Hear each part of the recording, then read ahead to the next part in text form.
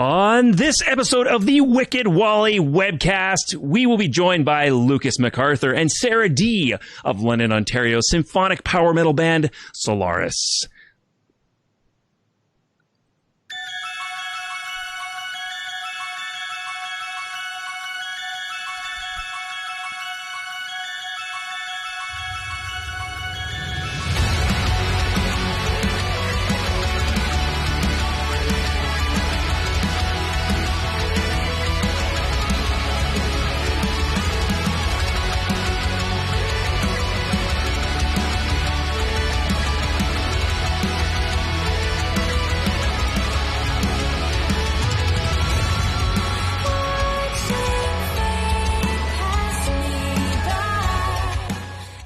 Heck yeah, let's do this!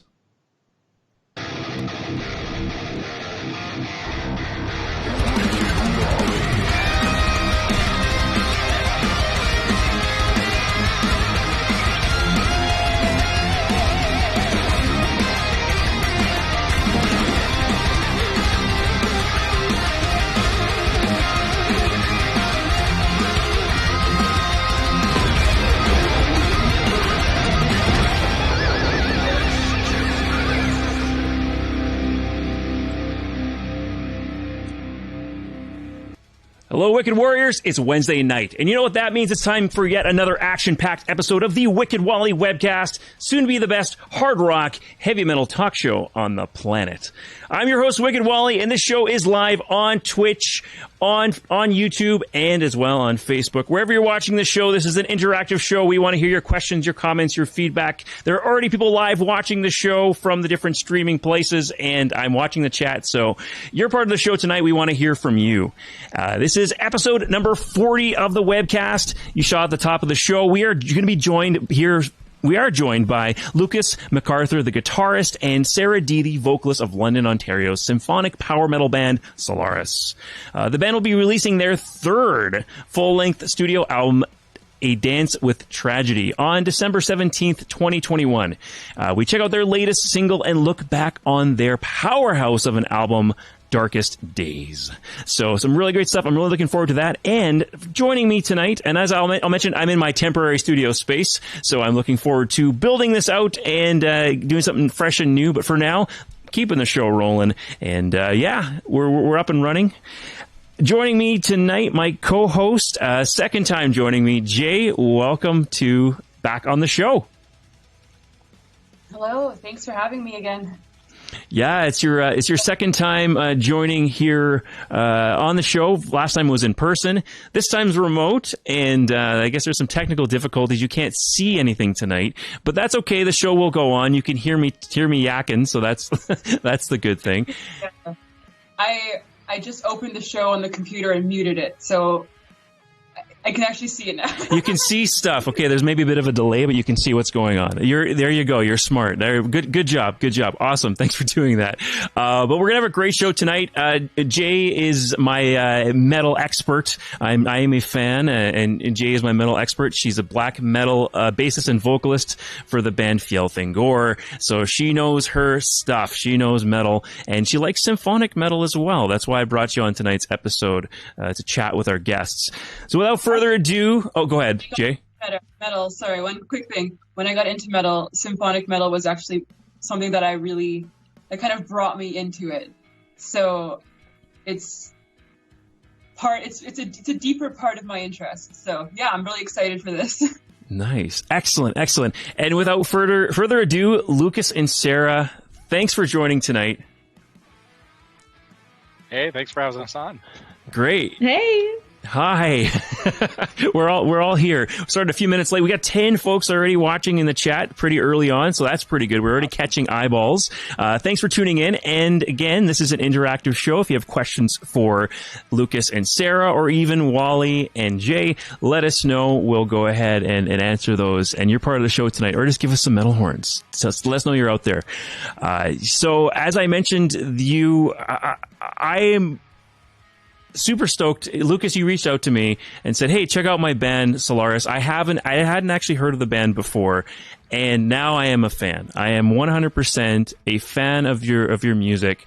The new single "Guiding Light" is incredible. It's just incredible. I love "Darkest Days," the full length album from 2019, but this new single is, if it's any indication of the new album, which I haven't heard yet. Wow. So my first question is, would you say you've grown as a band, and is this single kind of a preview of what's coming up next in this album? Yeah. Sorry, is that question directed towards me or Sarah? Just I guess interrupt here. I guess that's tough. Who wants to answer? Start it off, and I'll pass it off to Sarah. How about that? Sounds yeah, good. Oh, absolutely. We've grown a lot as a band. Not only just in the musical way, but like just in the literal way. We actually replaced 2 of our members. Yes. During 2020.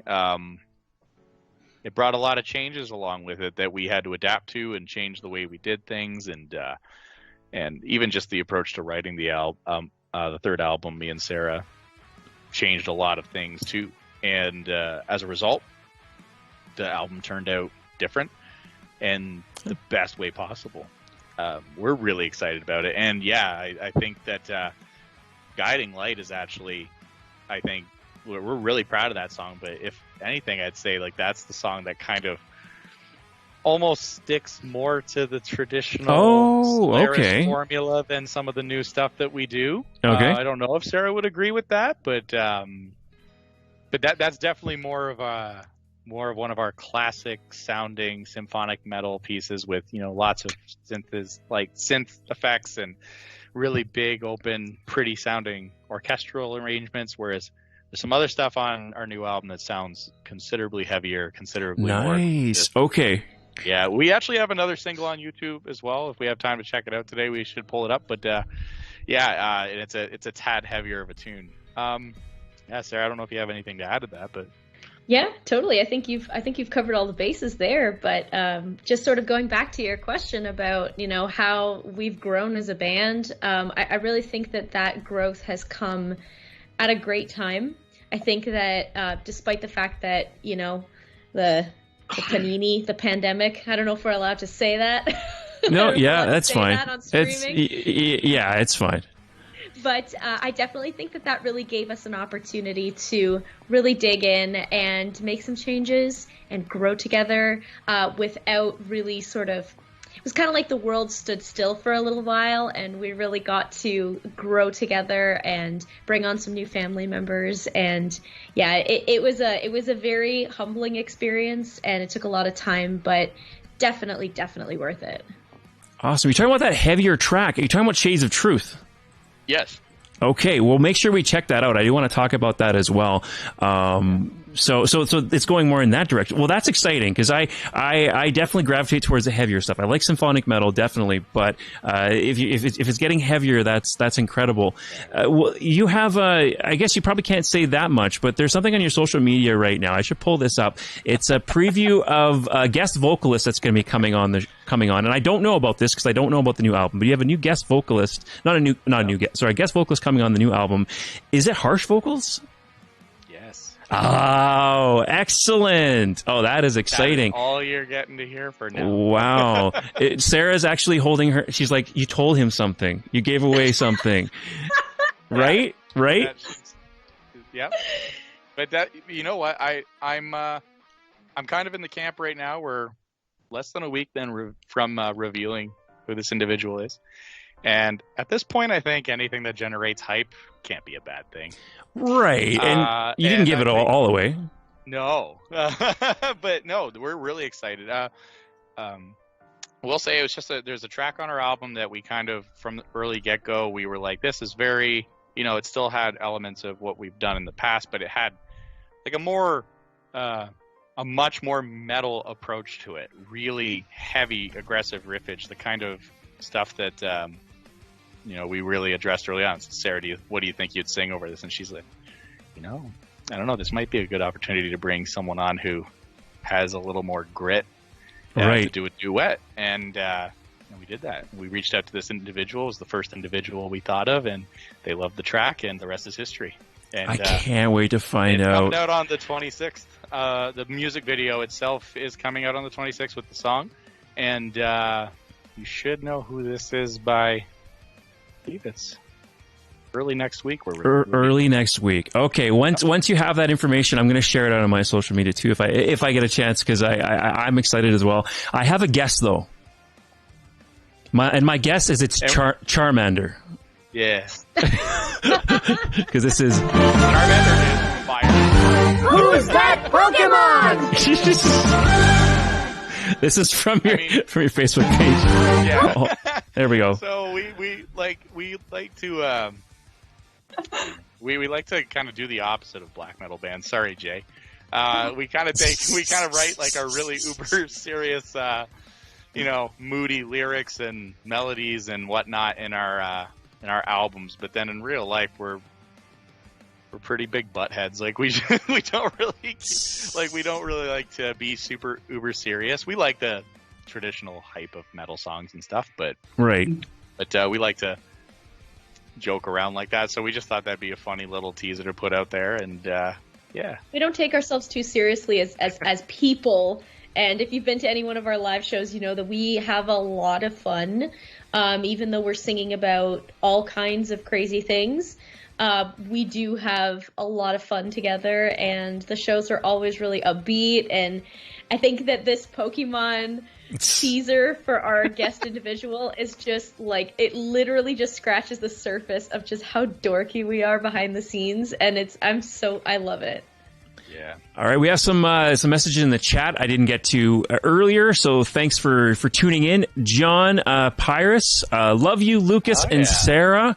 In the chat, we also have Colin Lewis says Lucas cannot keep a secret. No, that's my uncle. That's smart. That's your uncle.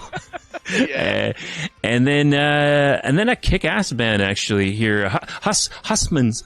Husmanskost is I think hope I'm saying it correctly, but we're trying to get them on the show. We reviewed them in our previous episode, pretty heavy gnarly stuff. So we're trying to get them on a future show. Anyway, so back to this. I do want to check out the song Solaris. The song Guiding Light.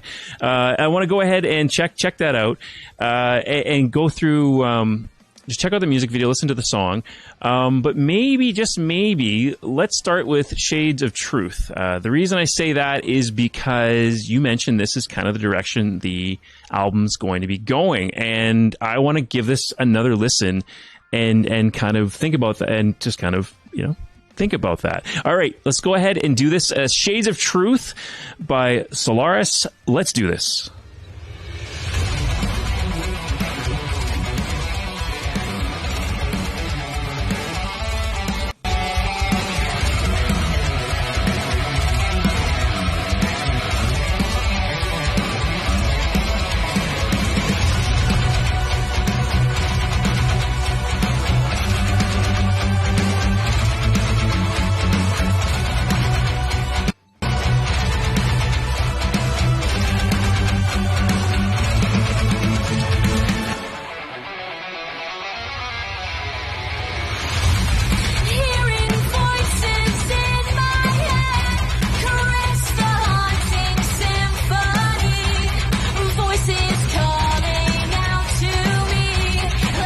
Very heavy guitar, chuggy guitar, and then the double bass. I mean, that just sounds awesome. Just really great.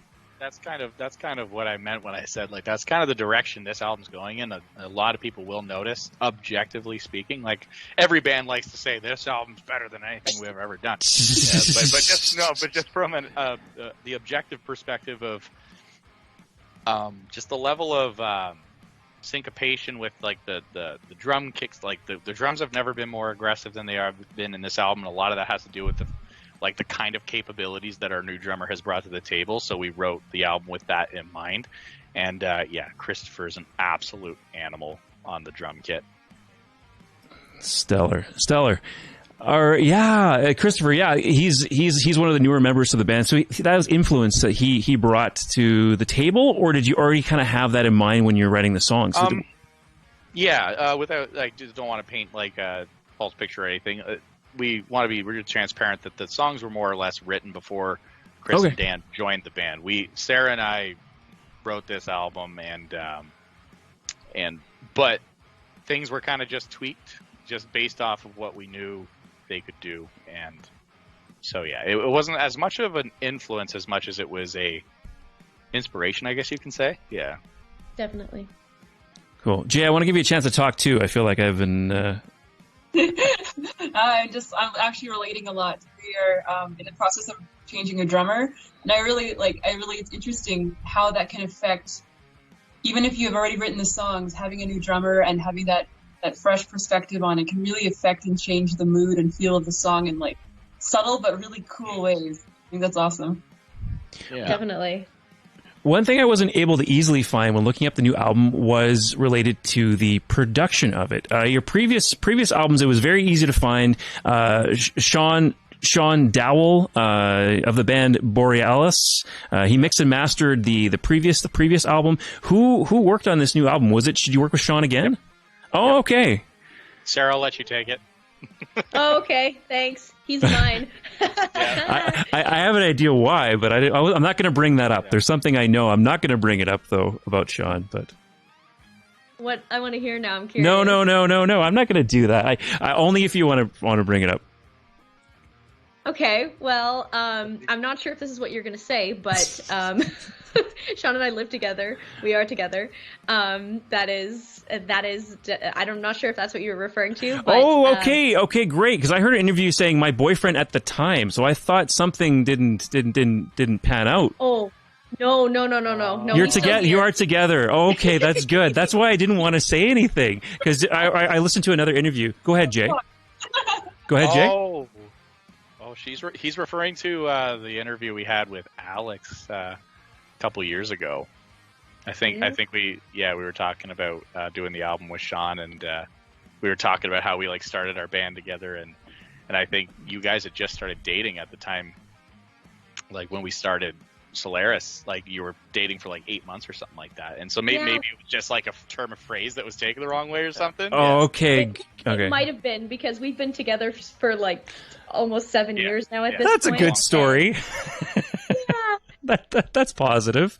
Awesome. Okay, because great. Because I wanted to talk about it. Like I checked out his band as well, Borealis. I was I wanted to listen to that, and because I saw on your social media, Sarah, that you had some guest vocals on that album, on their latest album. Was it just one track? I don't know if my Spotify was doing something weird when I was listening to it. Was it just one track you guest vocaled on? So it's kind of funny. Although I only guest vocaled on that album for 2 songs, There's 2 songs. I do all of the layering and all of the sort of choral stuff in the background. So technically I'm on multiple songs throughout their last couple of albums, but I didn't have any. I only had 2 official sort of guest spots. And one of them was on The Ghosts of Innocence and Scarlet Angel, but I'm also on their first single as well, The Sign of No Return. Okay. So I kind of just do whatever they need to sort of fill in some background space. And working with Matt and Sean You're great. You're on their third album too, right? Yeah, you were on From the Ashes.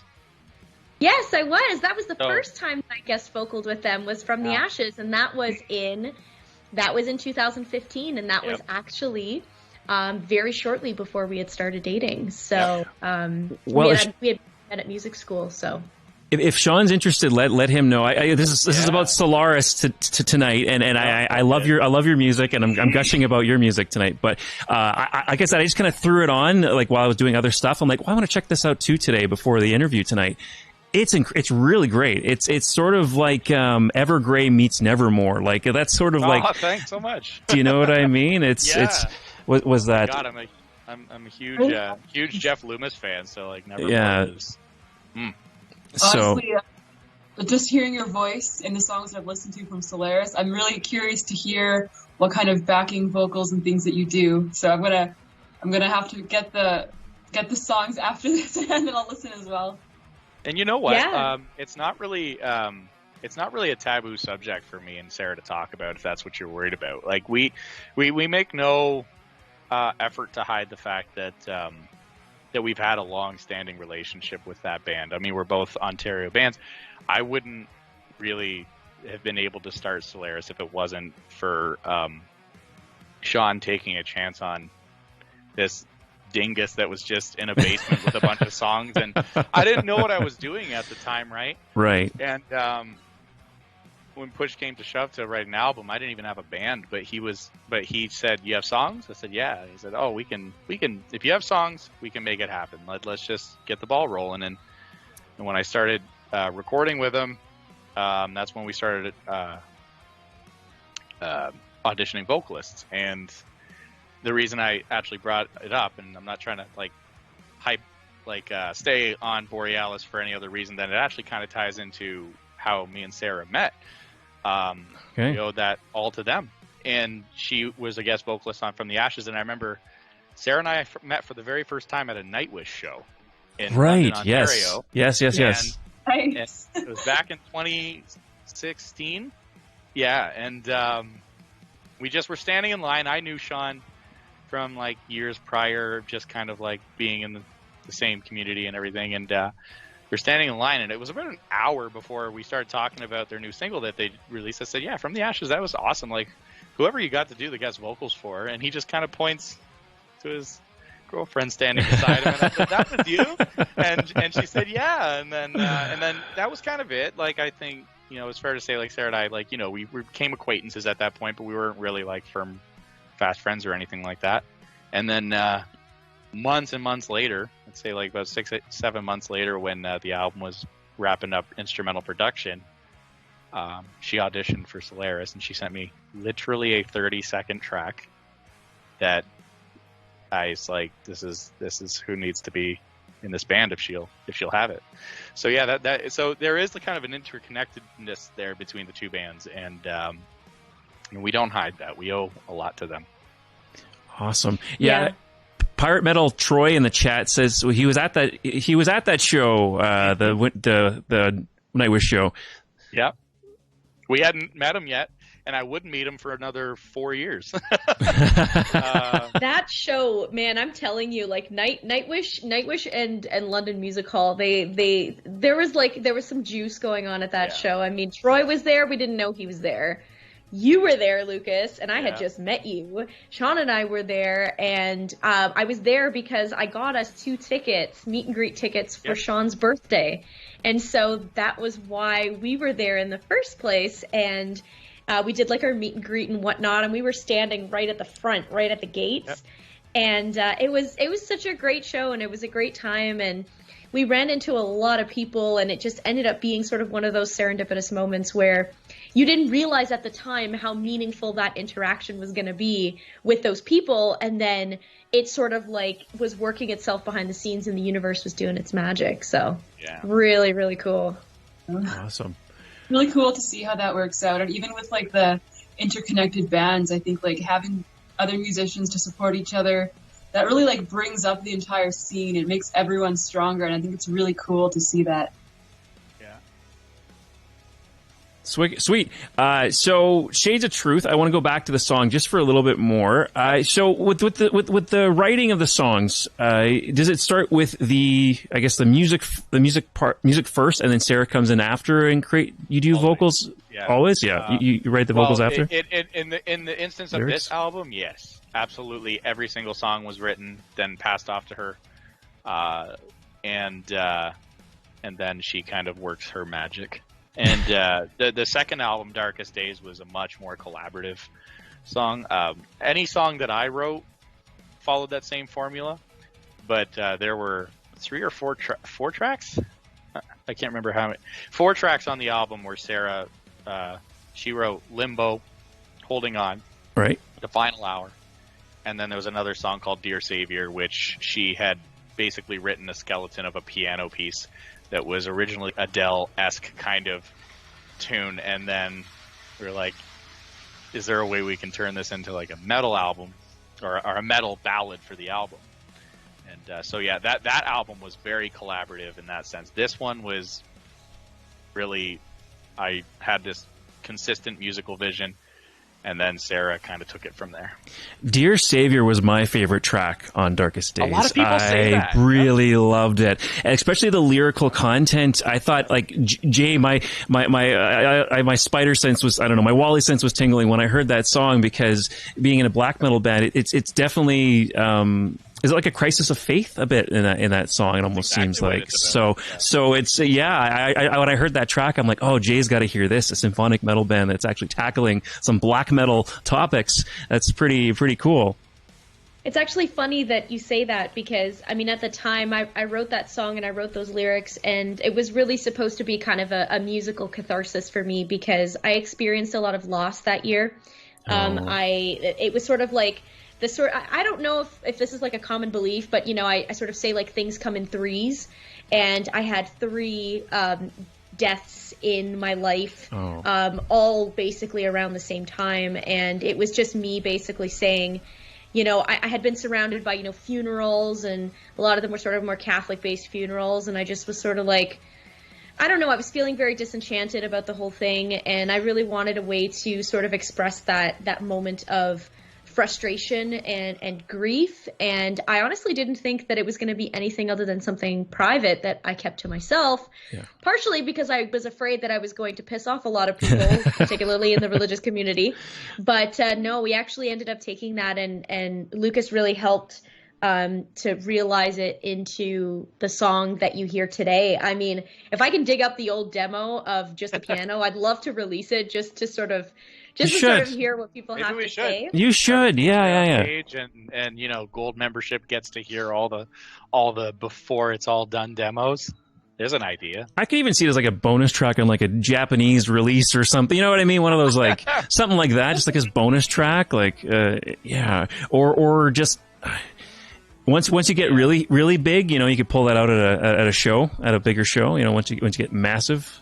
You're already pretty big, but you can just pull that out. Just have a piano, like just get a grand piano, and just, you know, have it rise up on the stage from underneath, and like, have an Evanescence moment. I could just do an Amy Lee and just like come on up through the stage. I live for that.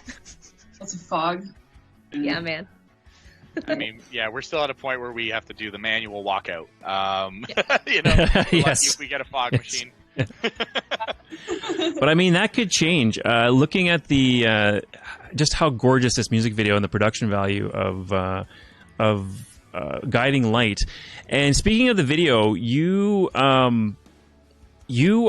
worked with the same, it's the exact same director, right? The same production company, J Real Visual Production is what it is, and he was the director, producer, director of photography. Jeremy he literally shows Trendenik? Up by himself, Jeremy Trendenik, Jerbear, as we like to call him. Jerbear. We love him.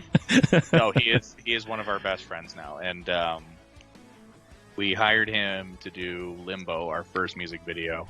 Right. And he was kind of just starting out with bands. I think he'd only done one other band. It was like an alternative rock band, but he wanted to kind of get into doing metal bands. And we did Limbo, our first video with them. And then we're like, well, let's not fix what ain't broken. Let's book them for another one. And let's do our second video, which was for Arrival for our second album. And now we've gotten to the point where we filmed 4 music videos with him. And he is a powerhouse, man. It's so funny. You would look at this guy. He's like 5'7". Like he's just this small statured guy, very unassuming, very polite, very humble. But he shows up, no camera crew most of the time, and he just shoots these things by himself. Really? And he edits. Seriously? Oh, he's that good. We tell people in the surrounding area, like, we're begging Borealis to do a video with him. Like, you know, we're just like, this guy. He's so good, and literally, we can't come up with a reason to do it with anyone else.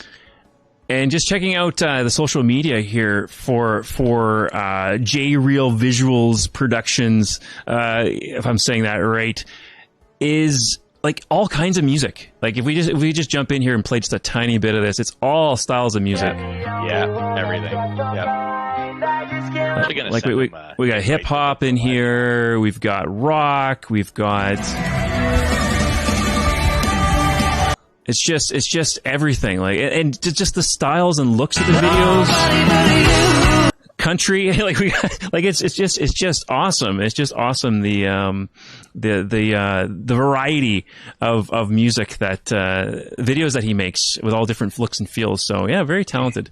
Very talented. Well, I know Sarah's trying to keep me from hyping our next song because it includes a guest vocalist, but I will say the next video would release, him included. We are all so excited about it. It just looks on another level to what we've been doing,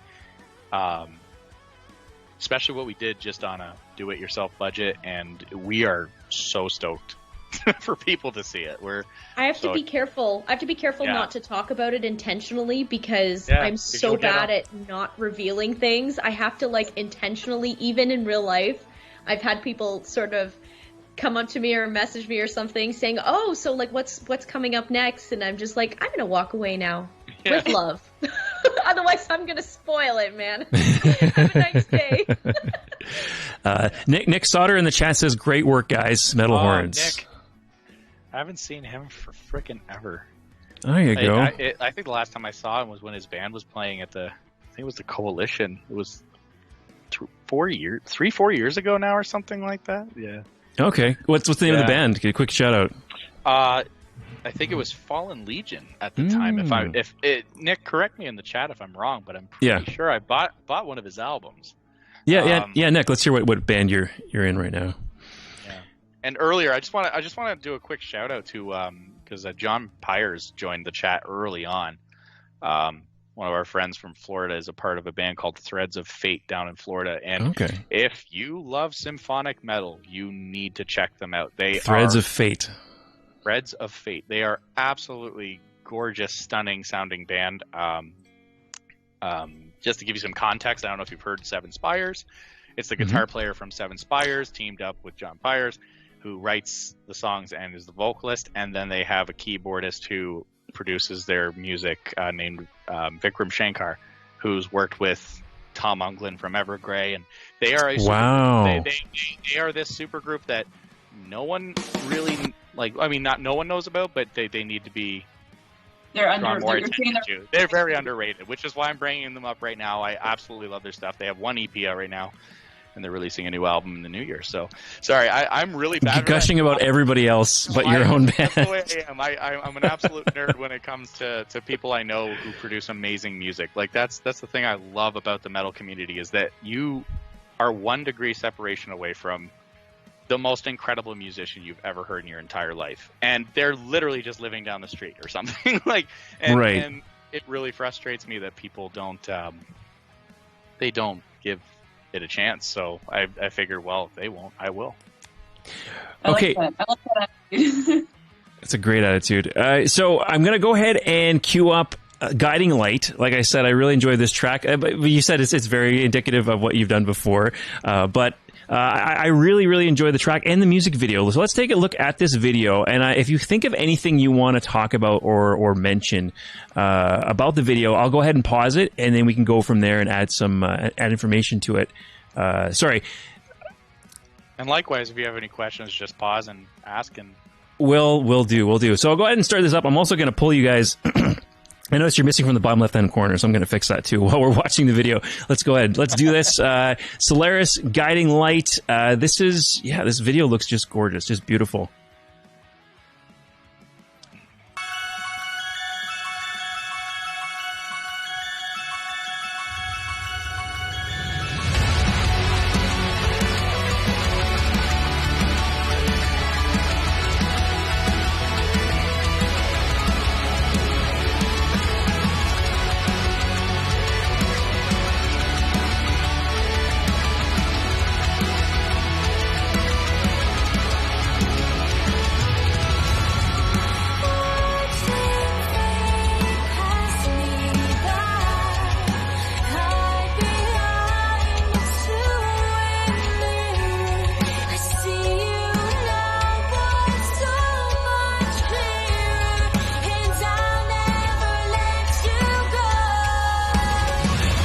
Okay, a really simple, easy question. Was it cold that day?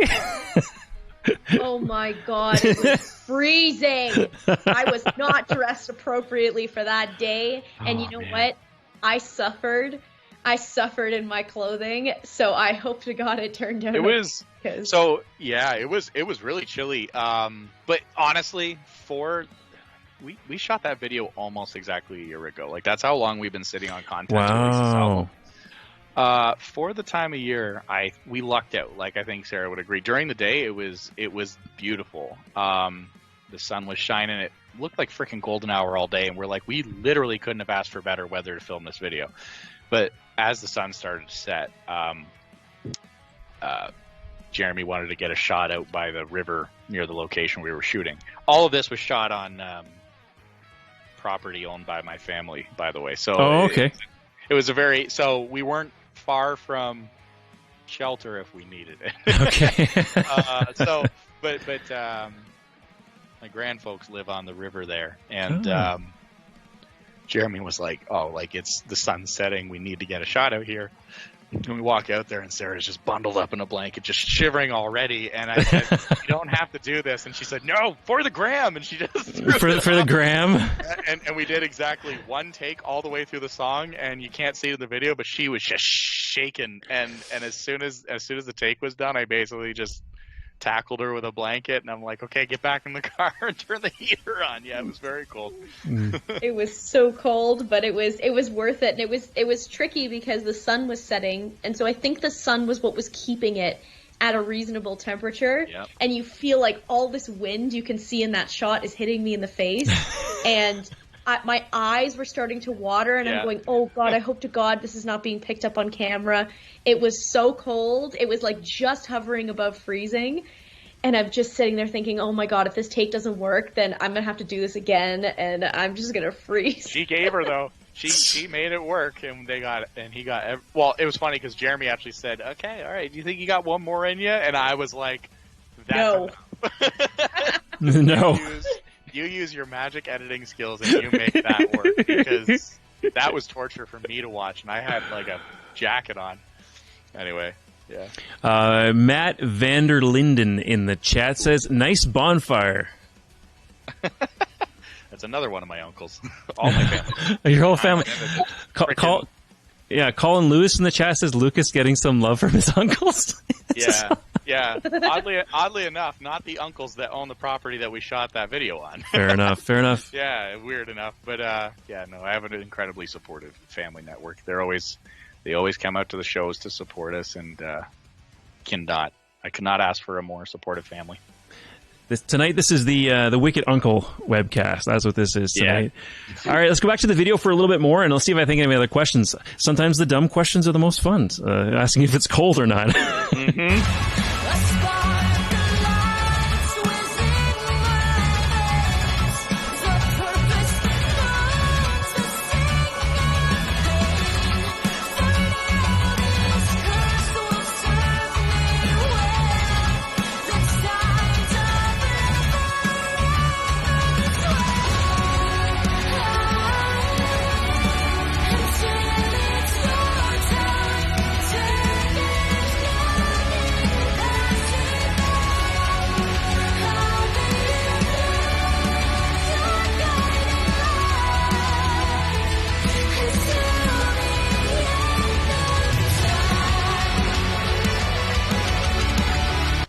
So what I get from this track, and Sarah, you wrote it, so please correct me if I'm wrong, but this feels very uplifting, this track. Very uplifting. Am I correct in that? Very touching and uplifting, this particular song?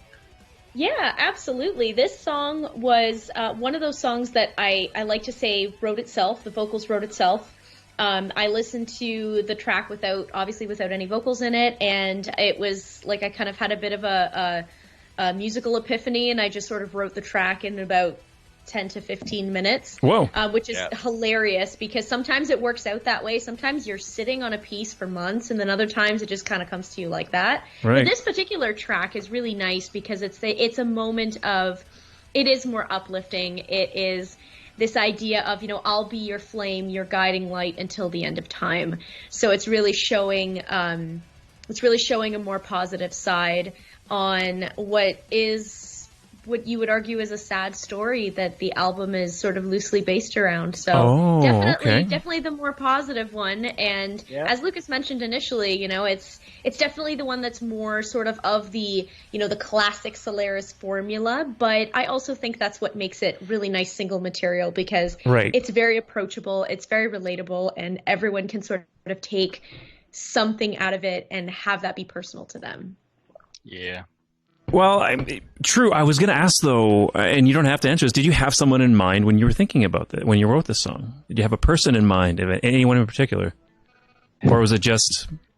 I know I did when I wrote the instrumentals. Okay, yes. Let's hear that, Lucas. If you don't mind, Sarah, I'll just take a stab at this here. Without going into too much detail, because it kind of digs into how Solaris started too. Essentially, the first album was a song that was inspired by my aunt, who is my aunt and uncle, married together and no longer with us. Passed away when I was very, very young, under very tragic circumstances. And the first album, Reunion, was attempt to kind of cathartically write a story that kind of represented some solace to that story. So basically, that first album represented this situation where she died tragically. He died shortly thereafter of cancer. It was awful. So I kind of wrote this fictionalized version of it that kind of helped me kind of cathartically work through it, where it was all about him trying to cope with losing the one he loved.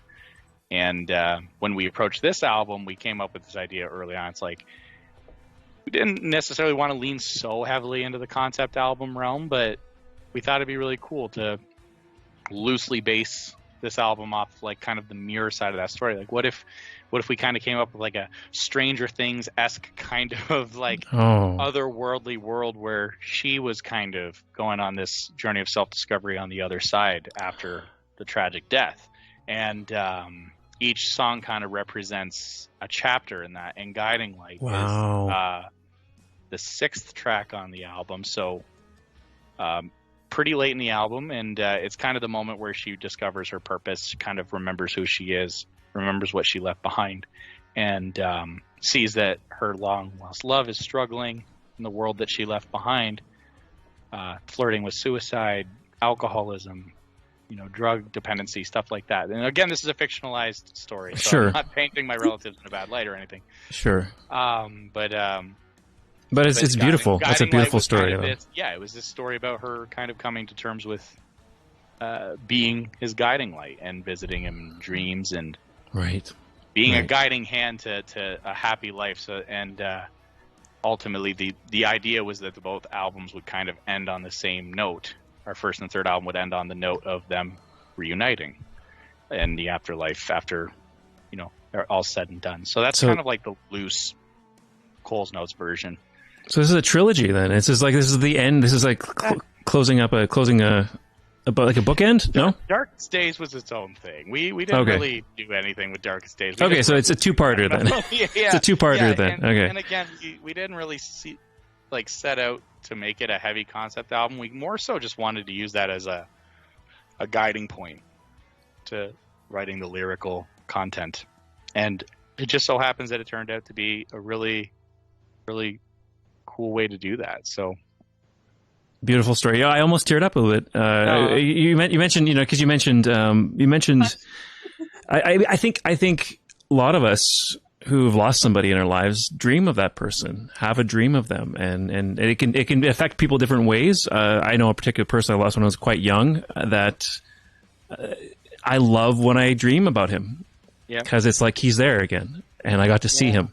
It's like I got a visit from him last night, and I won't be able to see him ever in real life, but it's just kind of nice. So it's a very touching story, and it's something I think people can definitely identify with. Yeah. Is there back to the music video? what a transition! What a transition! No. We have lots to say. No. I was just going to say, is there anything else? If you have more to say about it, I'll go back to it, or we can switch gears and I can go on to the next thing. So, do you think there's still more you want to chat about with the video? I don't know, Sarah, if you got anything to add to that, but I'm good. No, I think you covered it. I think it was beautifully said, and I don't want to ruin the moment. So, all right, we'll have some fun too. I dug through some of your social media, so we'll have some fun here in a bit too, and going through some of that stuff. I always enjoy that part. It's always a lighthearted part of the show for sure. All right. Oh, and I will actually mention this right now about pre-ordering the album and merchandise that's available. Let's pull that up. That's always good stuff. How to support the band. That's very important. Oh, this one shirt is just really cool. Here, I'm going to make this look better. This one shirt is really cool here with the Super Mario. Everyone loves that one, man. Now it's a party shirt pre-order. So you can pre-order these shirts now. The cover art, you can cover art on the shirt, as well as Darkest Day t-shirt combo is still available. So if you want to grab that, you can pre-order Dance with Tragedy. And then I'm gonna check this out, because I mean, this is a lot of fun here. I know, Jay, you can't see this right now, but it says Solaris up top. Looks like Mario Party. Oh, you can see it on the thing. So yeah. I open up on my computer. It's just really laggy. So if you see me looking back and forth a lot, that's me trying to keep up. Yeah. But so who designed this shirt first? Who designed this shirt and took all the members of the band and represented them as Mario characters? I did. You did? What? Yeah, I don't want to toot the horn too much. I do all of our graphic design for our albums and our t-shirts and stuff, and then Sarah and I collaborate on like final touches and stuff before we send them off. Like, we are as close to a do-it-yourself band as we can possibly get. But the artwork was commissioned, though, right? You just talking about putting it on the shirt and designing the merchandise? No, I designed it from scratch. That's all Lucas McArthur. Hold on. Holy shit. This is your artwork? Yeah. Dude. No. That's the final version of the artwork. That is after, like, dozens and dozens of hours of making crap that doesn't look good. Okay, fair enough. Sometimes I accidentally stumble into a great piece, and yeah, I'm learning though. I'm getting quicker at it. It looks great. I mean, I'm just getting proud of my ability to make better YouTube thumbnails, and I couldn't create anything like that. Well, if you ever need help, man, just reach out to me, and I'll see if I can hook you up. I definitely will. My thumbnail game is starting to go and improve. I'll pull something up here once you watch the next thing, and you can let me know if you can critique my YouTube thumbnail critique. All right, so yes, pre-order the album. Any other ways to support the band in the meantime? That's probably the best way. It's solarismetal.bigcartel.com, and I have those links in the episode description wherever you're watching this, so make sure you go check that out, as well as ways to follow Solaris, Facebook, Instagram, and how to follow them on Spotify. That's all on there already in the episode description, so wherever you're watching this, check that out. I did want to talk about Limbo. There's okay, so this is where I started going through your social media, and Sarah, you're pretty funny. You're pretty hilarious, actually. This is thank you. This is awesome. Okay, hold on. I gotta pause. I gotta start this again. Okay, we're gonna go. I want to show this. This is a video. This is when you were filming Limbo, I believe, right?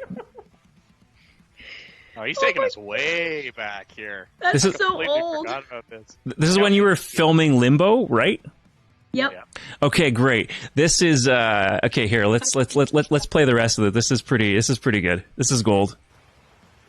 I was gonna troll you and just put on a completely different song. Like, this is the one we're doing. You're like, We're a metal band in a forest. We're so creative. We're a metal band in a forest. We're so creative. That's hey, the black metal member would have a thing or two to say about that. Did you ever lose any band members in the woods when you were filming your music videos? That's a great question. It's actually a really frequent problem that we have. Yeah. That's actually where we lost our old drummer. Yeah, I was gonna say. And he fell into a crevice. I don't know. There was like smoke and flames. I heard distant screaming. Yeah. Presumably he's in a better place. We are going to be a lot more. Occupational hazard. It's an occupational hazard. What can I say? 10th one that It we happens. lost. Okay, so we're going to keep them on a leash now, like a chain attached. Yeah. It's just the drum. That's it. Yeah, I don't drummers know. are in short supply, man. If you lose a drummer, you're so screwed. We've already They're very realized- valuable members. Guitar players, true. they're dime a dozen. You could always find another guitar player. Yeah. Yeah, drummers are actually typically in like hilarious. 3 different bands. Go ahead, Sarah. I was going to say it's actually hilarious that you found that video because I completely forgot that actually existed. And sometimes, like similar to our most recent show, sometimes I say things in my head and then they come out of my mouth accidentally. We were playing the rock pile the other night and I sat down on the side of the stage to do one of our ballads. And of course, you know, I've got a microphone in my hand and I'm going through the PA and there's people in front of me. And I said, oh shit, I guess I'm going to have to get back up again. And I said it without realizing that I said it and everyone laughed and I went, oh, okay, here we go. Yeah, she literally got up. She literally got up with that like grunty like that grunty like, oh, I gotta get up now. and she's just like, oh, I didn't think that through. And we're all on the, and then she just add insult to injury. This is such a singer thing to do. She walks across the stage and accidentally like steps on one of our bassist's pedals. And she just presses the button. She's like, oh, that's not important. And our other guitar player just like looks over. And then he goes and presses the pedal again. He's like, yeah, you gotta keep that on, otherwise we're gonna have a bunch of problems up here. And that was such a fun show, though. The other night, it was so nice to get back up in front of a crowd at a venue, and holy shit, yeah, it was just a blast. Is it one of your first live shows in a long time? Yeah, like we played in the summertime in London at Rib Fest. Okay, is it an outdoor thing? That was an outdoor thing. Yeah. And that show was a hilarious outing, but like we had a great time, and a lot of people drinking more than they ought to have, and we were fortunate enough in Ontario to have been a part of that bill because that was like a week in. Like we were ready for it to get canceled. Like that's how far back it was. We were like, this isn't actually a show that's going to happen, and. Mm-hmm. And when it did happen, we were one of the, I think for like 90% of the people that came out, they said you're the first live performance we've seen in 2 years. So we were really blessed in that respect. Yeah. Well, it was weird too, though, because we had the stage was quite far back, and we were sort of under this overhang, but everyone had to be so far away. Like everyone was literally the about 10 feet in front of us. So there really lacked that intimacy that you normally have, you know, pre sort of COVID shows. However, I gotta say, walking out on stage and seeing people in real life, like IRL or whatever, it was just so incredible. And you really miss that energy. You miss that energy of making eye contact and having fun with people on stage. Yeah, that back and forth energy. That's the part that feels the best, I think, as a musician, like personally. And I have been concerned about like getting that energy again because it's been a while. Like riding a bike, man. You never know. You won't even realize that you forgot. You know, it's crazy. You guys are. It's so weird how we're talking about that show. The promoter just messaged me. I'm sorry, I'm not trying to be multitasked here, but the promoter of that put on that show, she was really happy with how everything went, and she's sending me some sort of article that someone wrote on us. Apparently, I'll have to read that later. But and it's just so funny. I'm just like, I just messaged her. I was like, by the way, we're on this live show talking about you, right? Like your show right now. So maybe she'll tune in, maybe she won't. But I just thought that was too much of a coincidence to pass up. Yeah. What was the name of the festival again? The Rib Fest was in July. I think it was July 31st, if I recall correctly. And then this show we just played just this past Sunday was at a nightclub called the Rock Pile in Toronto. Oh, okay, gotcha. Yeah. I'm trying to look up Rib Fest. Is it ribs like? Yeah, it's food. Okay. Yep. Bunch of food trucks just line up down. They just close off the main park there in London, Ontario, and you just buy overpriced ribs and listen to symphonic metal at the same time. Apparently. Yeah. Oh, dude, we stuck holy out shit with a sore thumb. But you know what? That's great. we got asked to play that gig, and we're just like, do they know who they're asking? And but you know what? We just were like, well, we're gonna take it. We're not gonna not play a live show after COVID. So yeah, Rib Fest. I was like, Rib Fest. What does that stand for? Rock. Nope. You know, no. It's for ribs. It stands for ribs. I think I'm having more fun talking about the behind the scenes than I am them going through the videos. I guess people can watch them on their own as well. And it's better we talk about your more recent videos anyway. But this is a behind the scenes video for Arrival. And I know the audio might not be coming through, but I'll play this clip for the audience, but you talk about... I'll play this clip for the audience first, and I'll kind of remind you if you forget what you talked about here, Sarah. But this was pretty interesting. I almost want to watch the video after listening to what you say in this clip. So I'm going to go ahead and play this for the audience, and then we'll go ahead and maybe check out a bit of the video, just because I'm really curious now, based on what you say here. Okay, let's go. Let's do this. Oh, can't hear it. Hold on.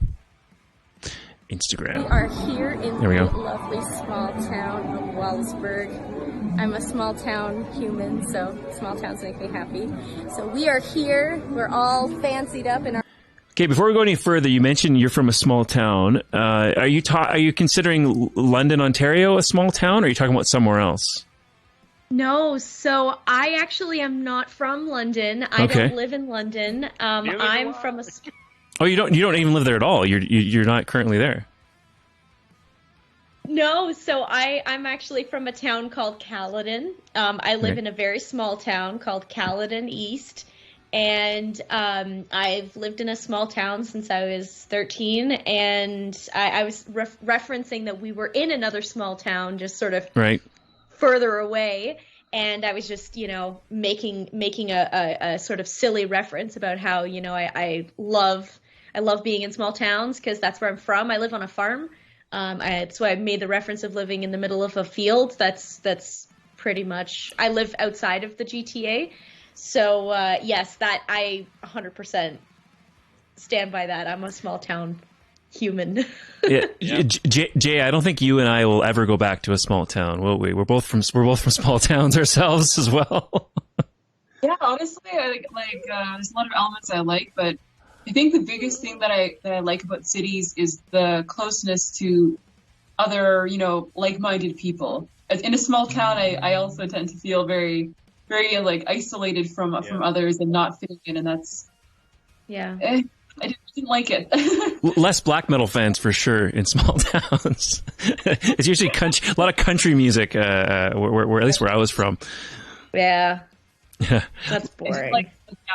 But I like the not the small towns. I like being right out into nature, even if it's just in a field or something. I enjoy that a lot. So, me too. Getting out of the city is super important. All right, so I want to go back to the clip here because that wasn't I wanted to point out, but the funny part is you talk about chickens and a barn. So let's go ahead and go back to this for a second here. Our garb, and we are shooting a music video for Arrival. So, we're in this really wicked barn. There's chickens everywhere. It's great. There's lots of family. We're having lots of fun. So, hopefully we can post some behind the scenes footage if we have time. It's very, very hot. We're in this very wicked barn. I didn't know that such a thing was a wicked barn full of chickens, and it's very hot. So obviously it smelled too, right? I'm imagining animals, livestock. It couldn't have been the nicest smelling shoot. Yeah, it was again. Oddly enough, I don't know if this is going to ruin the immersion, but well, I'm gonna open up the video too. Our light video and our Arrival video were filmed on the same property. Okay. Yep. And my uncle is just the most supportive dude, and he's like, "You can shoot a video in here." I'm like, "Okay," and he emptied out his drive shed, and that's where we shot our Arrival video in. And he has livestock chickens. They just as a recreational thing, and it was really fun. That shoot maybe we'll talk more about it after we've watched a little bit. But Sure, that shoot sure. was a hilarious disaster of a shoot. It was so Okay, I can't wait to hear the story behind this. I can't wait to hear it. And then I also wanted to, I don't normally do this, but I want to comment also on your outfit in a moment here. It reminded me of something from pop culture that no one's probably going to know, but I really liked what you were wearing, Sarah, in this video. All right, let's do this.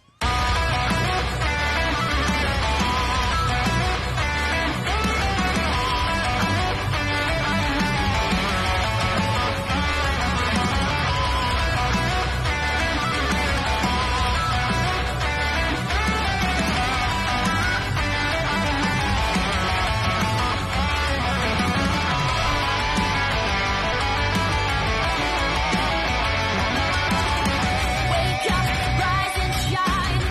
Stand tall but hide your eyes. Blend into a world of lies. Arrival of the I love the synchronized headbang there. Watch out, a bird Okay, we'll pause. Okay, go ahead. What are you going to say? I just sorry, I was just chiming in. I'm just loose lips here. No, go for it. I just that's like my favorite shot from that whole video. It was not even rehearsed. It was just this like that. Oh. It was just this synchronized like forward like motion. And I thought it was just an example of Jeremy capturing something to, and just putting it in there. And it's like right about like there-ish. I don't know, but yeah. Anyway. Okay, so just mention it again when we see it, because I actually want to see it too. So. Right there. Oh yeah, okay, I gotcha. Yeah, Like, with all the just hair were, in like, sync. all just in that sync. I don't know. It was one of those unrehearsed things that just looked cool. And anyway, sorry. I'm actually looking out to see if there's any chickens in the shot. I'm trying to see if I Nope. can. No. No chickens. We chased them all away. This cleared out barn actually. I wouldn't even thought about it, but it's actually a really nice set. It's a really nice place to shoot a video. Actually, where I made most of my money as a kid, in that barn. Yeah, I worked for my family were farmers, and we harvested potatoes and Spanish onions and stuff, and we bagged them all right in that barn. So That's awesome. I was like sitting there doing that video shoot, thinking like, man, I've gone so far in life. I'm right where I started.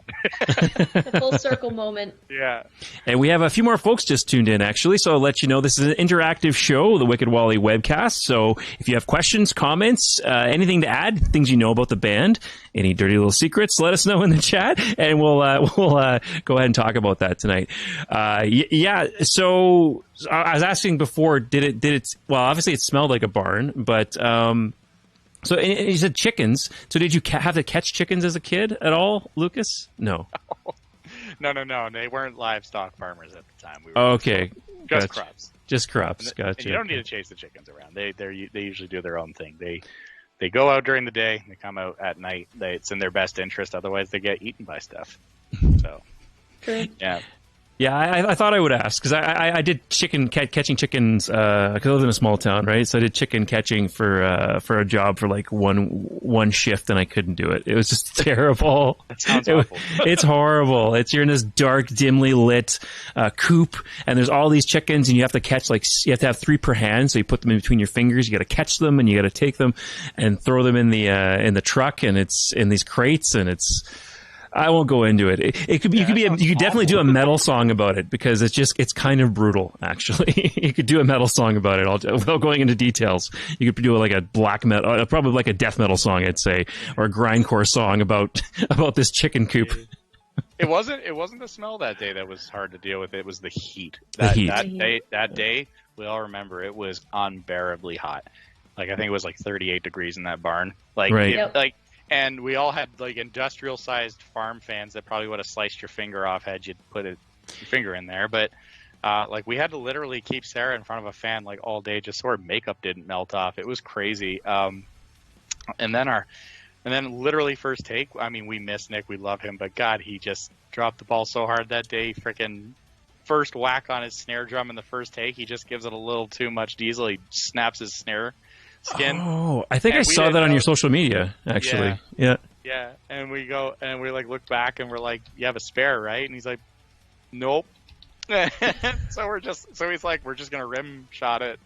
And I'm like, Jerry, you can just film without getting the snare in the picture, right? And he's like, just shaking his head. He's just so like, but then his camera fell over. Yep, there it is. There it is. First take. We filmed 8 hours with that snare. It was the worst. How when that happens, though, sometimes like the behind the scenes is so messy and chaotic. Yeah. And the product just like there's just such a divide between the two. Shooting the horseback stuff was much more relaxing. Oh, really? Okay. Yes. Yeah, Sarah, take that one away, because that's something a lot of people don't realize about that video. So that is actually me on my horse, on my property. Oh. Yes, that is me. I concealed my face. Don't know how people of certain religious affiliations do it because it was very hot and very difficult to see. But I was on my horse, and that's my horse Leo. And he was a great sport, and I did all the riding shots and everything. Oh, there he is. I'm an equestrian, so, or as people like to kindly call us, horse girls. So, horse girls. Yeah. That doesn't sound good. It's not very endearing, is it? No. Not really. No. Like, do I look like a horse? What are you trying to say? I'm a, like, you know what I mean? Like, what do you mean a horse girl? It's always there's that one girl, you know, you go think about back in high school, there's always that one girl in class who would always draw horses in her binder and all that stuff. Was that you, Sarah? So not really. I didn't No, okay. draw horses. I've actually been around horses since I was 5 years old. That's cool. So they were a really, I never really had to like dream about horses because I was always around them. Fair enough. So yeah, makes sense. I've been an equestrian for a long time now. I'm not going to say how many years because that'll make me reveal my age. But that's She's Leo. the youngest one in the band. By a long shot. Don't worry. That's my Leo. Aww, He's it's a beautiful 16 picture. years old this year, and I've had him since he was a baby. So Aww. he's the star of the music video. I love him. Leo. He really is. And it was so weird. We were sitting around like a pub table talking about, because we'd filmed the A-roll of like the shed and stuff, and we still hadn't quite figured out what we wanted to do with the B-roll. And I remember like we were in a pub in London for some reason, and you were like, we could just like shoot some shit with my horse, and we're all like, we didn't even think, and we didn't even think of that. That'd be sick. Like, yeah, it was a bucket list thing. It was a bucket list thing for me. I always wanted to do a music video if I ever had the opportunity. That was, you know, step one, figure out a way to do a music video. But I always wanted to find a way to include my horse. And because it's a very important part of my life, I have it tattooed on me. It's very, very important to me. So I really wanted that to be represented artistically, and I think that was a good opportunity to do it. And Jeremy had a lot of fun. He's like, oh wow, the horse. Cool. Is it like an arm tattoo? Is it easy to see, or is it sort of, would it be awkward to show us on stream here? Oh, here. I can show you. Yeah. There we go. Oh, can't quite see. Go to kind of the middle of your frame. Right in the middle. Oh, there we go. Equestrian. Oh, yeah. Or what does it say? Equus. Sorry. Equus. Equus is Latin for horse. Oh, okay. So there we go. That tattooed. And then on the other hand, I've got... You have to go... Yeah. There we go. Musica. I've got Equus and I've got Musica. Those are the two visible ones. Nice. Awesome. Excellent. In the chat, Colin Lewis, I think when we were talking about chickens and the brutal stuff that happens with chickens, says, sounds like an Ozzy Osbourne concert, which it definitely does. Thanks for that comment. Diane in the chat, good old chicken barn, still there. Okay. Okay, great. Thank you for that. I love it. Okay. Let's go back to the video. Is there anything else you want to chat about in this Arrival music video? I've actually been wanting to ask sure. How you came up with your costumes, like where you got them, and also I wanted to say I love your makeup so much. It was gorgeous, and like all of those shots, like on the horse with the black like hooded cloak dress and the obscured face and everything. Like the whole thing is just the costumes and everything they're really a beautiful part of it. So I want to hear more about that if you're... Yeah, of course. So at this point, I do a lot of my sort of shopping sort of ahead of time. Actually, a lot of it is just pieces that I put together. That Arrival dress is from Killstar. Killstar, if you're watching this and you want to sponsor me, then please, God, I spent too much money on your freaking website. But that Killstar dress, the black and white half and half one, that I actually bought from... I think I got it on Depop for like $20. So that was like a super kind of thrifty find. And the cloak itself is from Punk Rave. That's actually something I had in my wardrobe because why not have a cloak in your wardrobe? I mean, like, listen, life's too short to just not have a giant black lace cloak. I agree. But all my makeup is done myself. I used to be a makeup artist, so I actually do all of my makeup on my own, and all the outfit planning and stuff is just stuff I see in my head, really. And I think, you know, the Arrival music video, I really wanted to express this kind of duality, this idea of like not everything is black and white, but we're talking about a concept that just to a lot of people, the genocide and the sort of persecution of the Jewish people in the Nazi regime, you know, that what happened there was black and white and it was real. And that was sort of my stylistic nod to that just a little bit. And the cloak, me on the horse, I'm supposed to be emulating sort of the angel of death. And that's me going through the forest and taking a journey as the angel of death. And I replace the skull, which is a real coyote skull, I replace it with the Medal of St. Christopher. And that's actually my Medal of St. Christopher, which is the patron saint of lost souls. So there's a lot of very specific things that I intentionally put into the B-roll, and you know, Lucas and Jeremy were very supportive of that and really let me sort of live that. But that's a real coyote skull I found in my backyard, and I put that in there because the coyote skull symbolizes death. And then the Medal of St. Christopher, we put that in the hole as well in my forest. So, yeah. Can you just video? You can go ahead, Lucas. You can ever so slightly see like a black corruption kind of spread out from where we buried the locket at the very end, but it's intentionally left kind of like Jeremy was really good with this. It was kind of intentionally left like a almost cliffhanger-ish, like you know, what did she do there? Did she do something good, or did she plant like the seeds of evil? It was kind of like, if you really pay attention at the end, you can see like some black smoke erupt from the burial site in the very last shot. Okay, let's play the last little bit of the video and show that. And I was just gonna say, you know what? How about the two of you just keep talking and I keep pulling up stuff. See if let's see if I'm quick enough to pull up what you're talking about. This has been fun, actually. I love it. So that's the Medal of St. Christopher right there. And right, correct. You can see that that's actually real. I'm half Italian, so of course, you know, that's something that typically you're given as a baptismal gift when you're a child, is the Medal of St. Christopher, and so I have one, and that was it right there. And it's actually, I got the idea. I did not come up with that idea myself. I owe it to one of my favorite TV shows called Dark. It's on Netflix, and it is originally a German show, but they have they sub and dub it in English, and they use the Medal of St. Christopher. And I really thought it was an interesting concept to tie it back to traveling, and because the show's about time travel, but this also sounds great. About children and about this idea of, you know, being lost, and I really just wanted to touch on that and really sort of make that an elemental piece. Yes, I love that show so much. I've watched the season like multiple times through all the seasons. So if you want to really, I mean, it's called Dark, but I mean, it really is dark.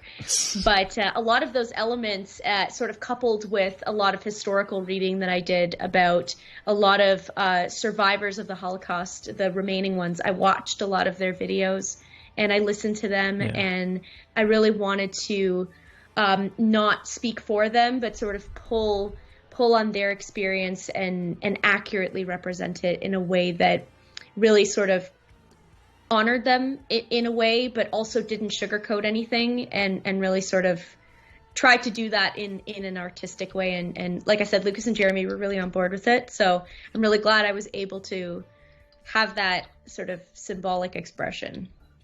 A couple thoughts. One from the chat here is Troy in the chat says Dark is so freaking good, man. That show is incredible. So I'm gonna have to add that to my watch list now. Yeah, buddy. Definitely when have to Troy do that. says a show is good, it is, because he finds something wrong with almost every show I've ever seen.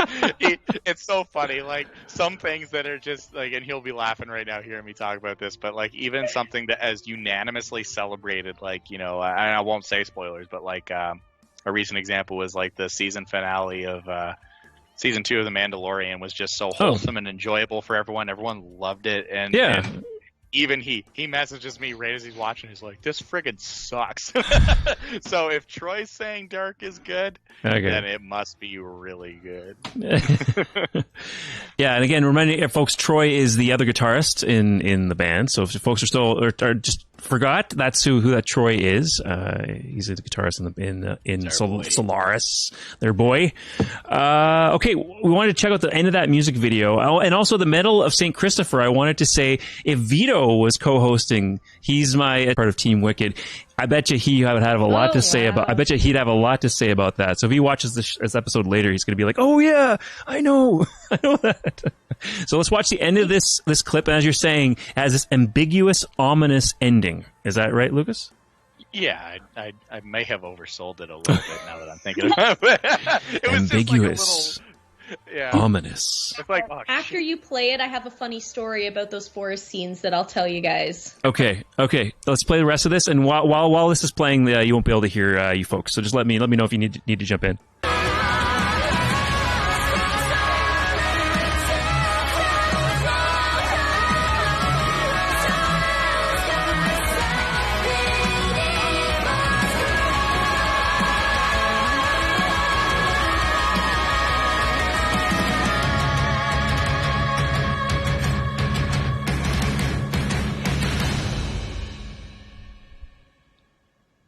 Ooh.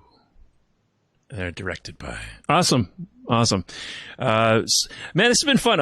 We're still going, but this has been a little more of a free-flowing episode tonight, and I kind of like that. The conversation's gone in really, really fun directions, and both of you have been incredible guests so far. So thanks for that. hanging out, man. This has been Like, that's all it is. well, yeah, and it's not like meandering. It's kind of like on topic but off topic. It's beautiful. I love it. You wanted to tell us a story, Sarah, about the forest. Okay, so there's a lot of smoke in the forest, and this has to be brought up because I honestly don't think that I've laughed harder in that moment than I had in a very long time. So Lucas went to the army surplus store and got these smoke grenades. Like, okay, that sounds like a weapon. Okay, yeah. Right, so they were like smoke bomb things.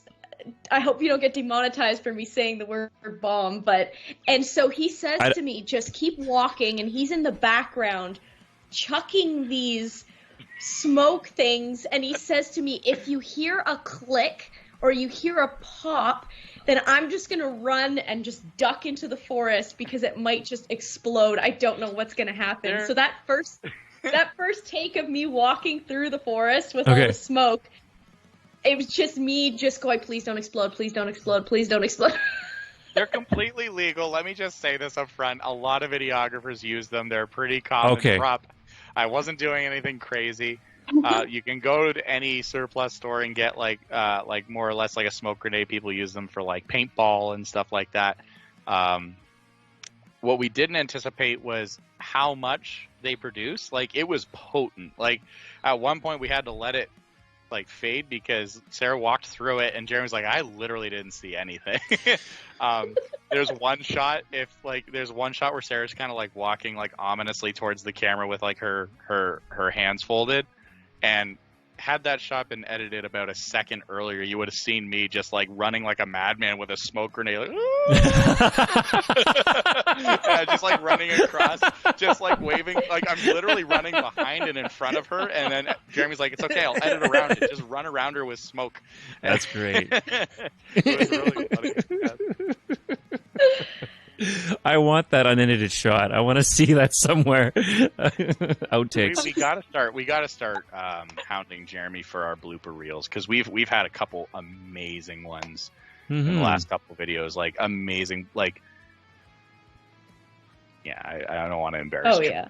I don't want to embarrass Troy right now. He had the most epic fail wipeout during one of the videos at like the most comedically hilarious time. Fog machine on the timer went off in his face as he like wiped out on the floor. It was just the funniest shit ever. Yeah, we have a lot of fun with this stuff, and you have to have a good sense of humor about that stuff. Otherwise, right. You know, everything gets derailed real quick. Like even our shoot in the barn, we said it was so hot, and then Nick ruined his drum skin, and on top of that, Jeremy's camera literally, like his tripod collapsed, and the camera came crashing down the concrete. So it's like there was a lot of stuff that happened that day that you know, would have probably scrapped any other shoot, but we usually approach things with a pretty light heart, as you could probably tell.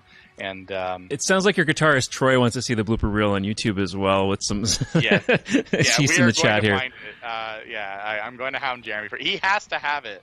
It was actively during one of the takes, so like his camera would have been rolling. He has to have that footage somewhere, and we're gonna find it. And if I ever do, I will send you a clip personally so that you can watch it and laugh like we did. Great.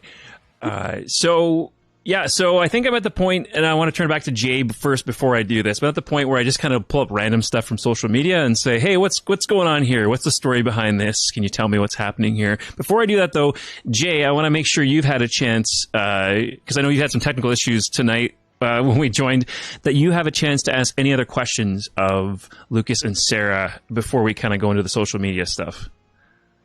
Yeah, I'm just about like 5 seconds behind everyone else for any clips we're watching, and then no sounds. Right. Honestly, what I'm going to be doing is going afterward and going and looking at everything. Like I watched the music videos that you have on YouTube, and they're really beautiful. And now that I have all this behind the scenes stuff, I'm super excited to go and watch them again, and like have all this in mind for like more of the meaning, and also knowing more about it. So that's basically all. Like, it's just, I'm really interested in like how things are made, how ideas are how you come up with ideas for music videos for songs. So it's really cool to hear a little bit behind that too. That's awesome. Awesome. Okay, cool. So we're gonna pull up some stuff from social media, and you can tell me what's going on. This is an older photo. I realize there's some lineup changes since this photo was taken, but the caption here says family Instagram versus reality. So is this what we really look like on day to day? We're gonna walk out on stage like that, you know?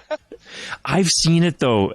Sometimes I don't know. I've seen it. I've seen bands that are quite talented, but then they walk out on stage like maybe they just picked up their kids from soccer or something. You know what I mean? Like, I hate it. It's my biggest pet peeve. I don't care if you don't need to be Guar.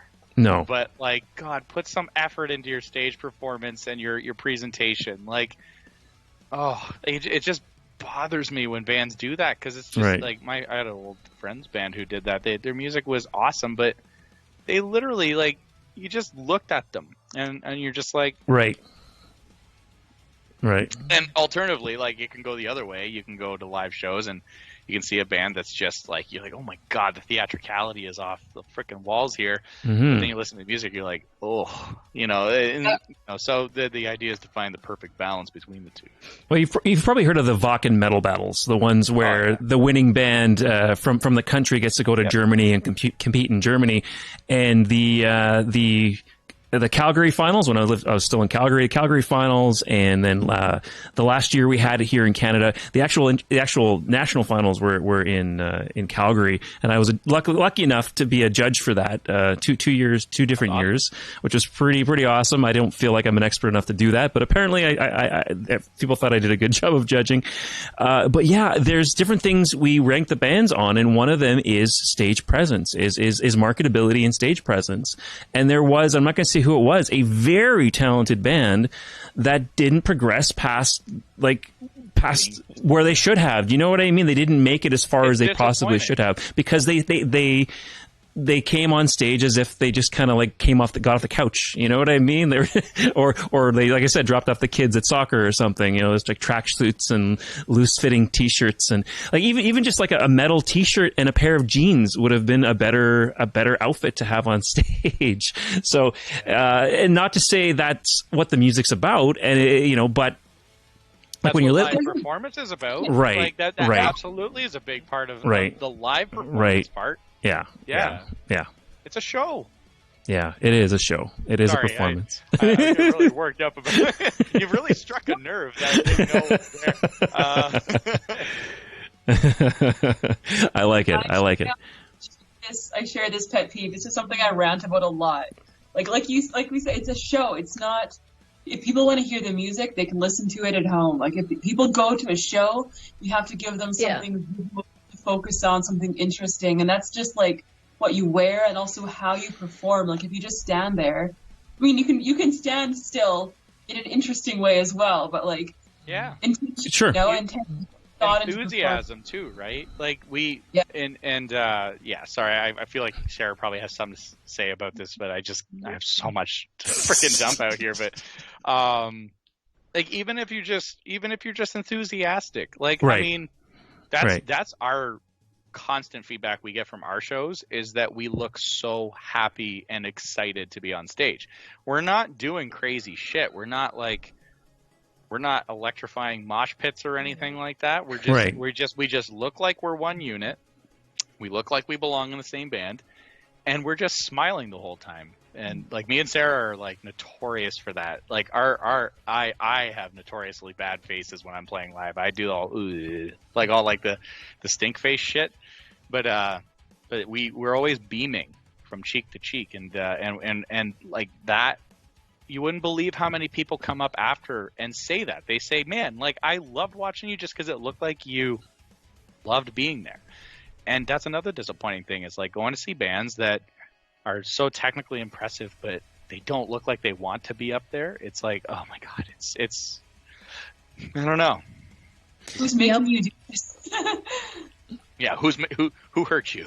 And I'll say Jay definitely, she walks the talk, because mentioning that same metal battle that year, Fjellfingor won was the Calgary finalists. They made it to the national final, and I think a lot of that actually had to do with how awesome your stage presence was, and the ambiance and the robes and you think of all the stuff you want a black metal band to kind of do on stage to make you kind of feel uneasy, and you know, like they do that. So she's definitely. I think she's on the same. She's definitely on the same page as you, Lucas, and Make Sarah. people feel something. That's It's art and music go hand in hand, and I think that just like, you know, there's a visual and there's a sort of emotional component to looking at a painting. There's also a component for art as well. And when you're performing and you know, you want to not just evoke a message musically, but you also want to evoke a message visually as well. And I think that that's what really makes live shows so much fun and so interesting, and it really adds to it. And although I never like to judge, you know, oftentimes people may not have the budget, or, you know, maybe they have other issues going on that might make them not feel comfortable dressing up for a show. However, you know, I still think that there is an importance to how you present yourself and the emotions that you're portraying. You know, it's definitely important, and it's a huge part of why I love performing live so much. There's a connectivity that you don't get anywhere else. And I love how this photo sparked that conversation we just had. Yeah, no, it's because a picture's worth 1,000 words, right? Definitely. Just one thing to add on to that photo particularly is this is the reason when you pulled it up, I went, oh, like, you know, I just it hits a little hard, because that was one of our last jams as a full band with those members. Nick and Mark would part ways with us for early 2020 to move across the country. Nick to move closer to family, Mark to pursue opportunities out west. Right. And actually, I don't know if this was covered in any of your like contextual research, but the reason we met Troy and brought him on board is he's actually Nick's brother. Oh, So Troy in the back and Nick to his right. right.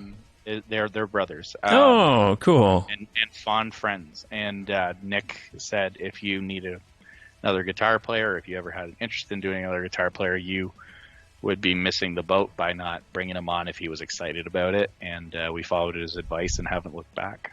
Well, Troy says here, people pay to see a show, put on a damn show. And Yeah. also in the chat, we have Matt in the chat saying, Matt Vander Linden saying, music is supposed to bring joy. Not always, honestly. I don't actually agree with that. I don't agree with that. It's supposed to invoke emotion. I think that's what he was getting at. So it's probably supposed to make you feel something. Yes, definitely, yes. And I mean, sometimes the most aggressive, brutal metal can bring me joy. I mean, the message is like everything's hurt, terrible, and I hate everything. Oh, I'm just like, this is great. I love it. You know, Listen to a song like called something crazy like Corpse Tornado and be like, this music makes me happy. Corpse Tornado. Why, but it makes me happy. It just pumps me up. Yeah.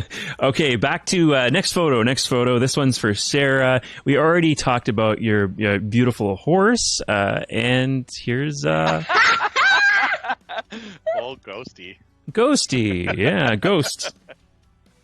This is my dog. This is actually it's actually Sean's dog, but this is Ghost, and we were on our way to do a drive-by Christmas sort of gift exchange at Sean's parents'.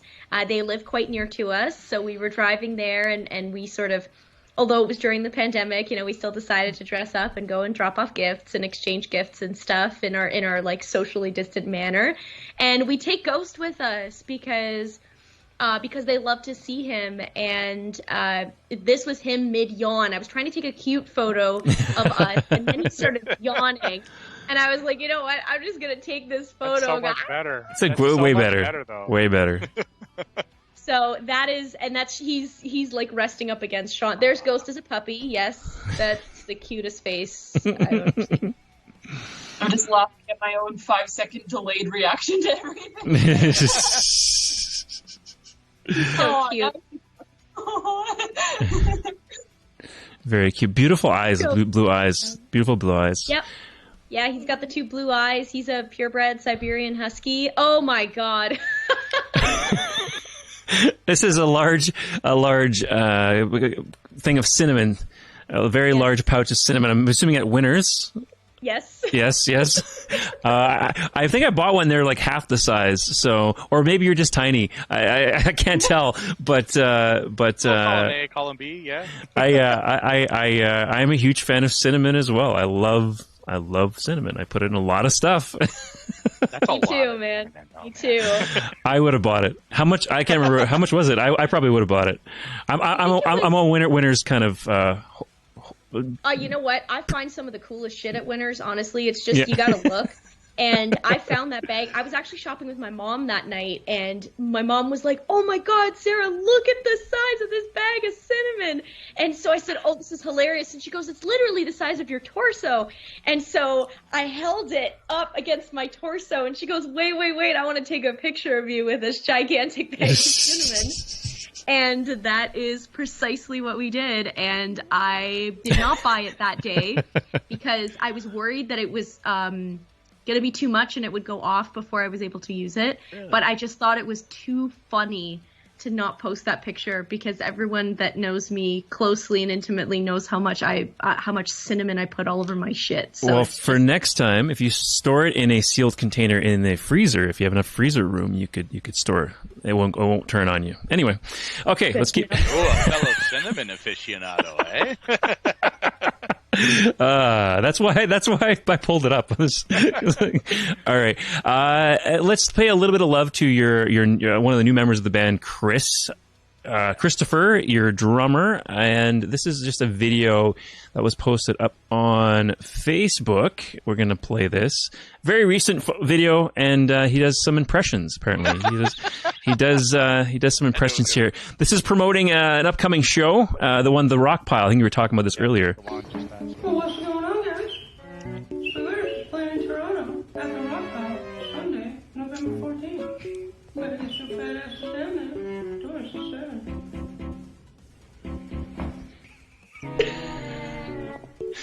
You think he's doing an impression? That's just Chris's voice. That's just how he talks all the time. So your friends, I'm having a brain fart on a name right now, but you'll forgive me. They'll forgive me. Your friends, I See Aura. They actually is how you kind of got. You knew about the webcast, right? Yeah.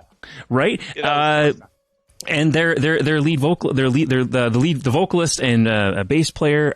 What's his name? Josh. Yes, I chat with him all the time. I just wasn't coming to me.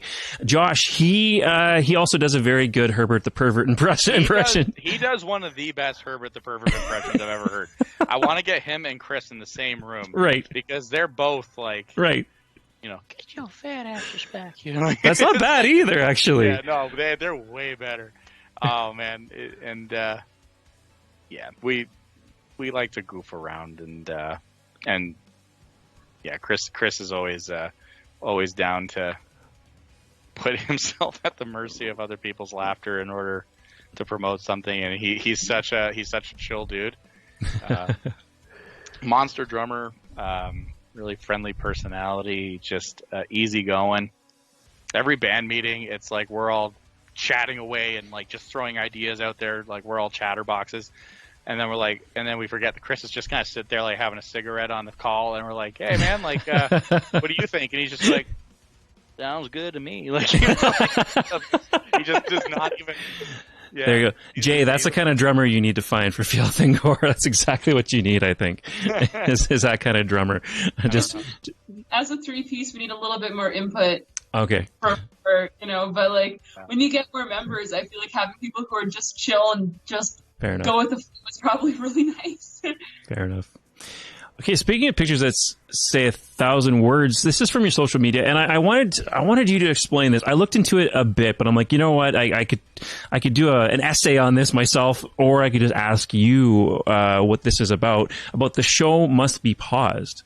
I read a bit about it, and I got a little, honestly, confused. I read it quickly. What is this about? This hashtag, the show must be paused. What is this about? I actually posted that. That was me. That was during a lot of the riots, I believe, that were happening at the time.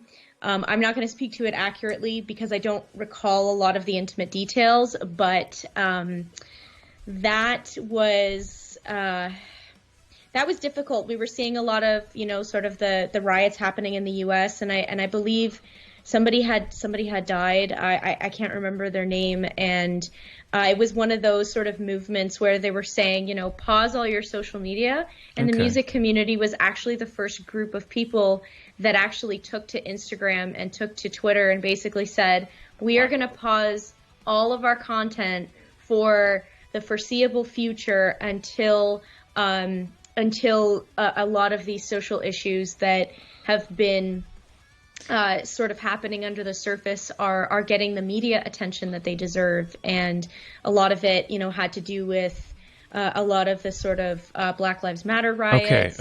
Early on, before things sort of started to go off the deep end with that. This was very early when people were getting hurt, and there was there was a little bit more a little bit less destruction, a little bit less cruelty, and it was basically just a moment. Yeah, for everyone to just say, let's pause our social media and let's just be quiet for a little bit and let's just, figure this shit out, basically, as humanity. So awesome. Yeah, I didn't mean to put it on the spot there. I didn't realize if this was definitely a Black Lives Matter attached to that or not. So awesome. Yeah, thanks for that. Okay, so all right, we're gonna switch gears again. We laughed, we cried. Everything's happening tonight. But now let's chat about. Okay, so. Two things I want to do. One is try to shut up for a minute, which, Jay, I know it's hard for me to do. You're just thinking.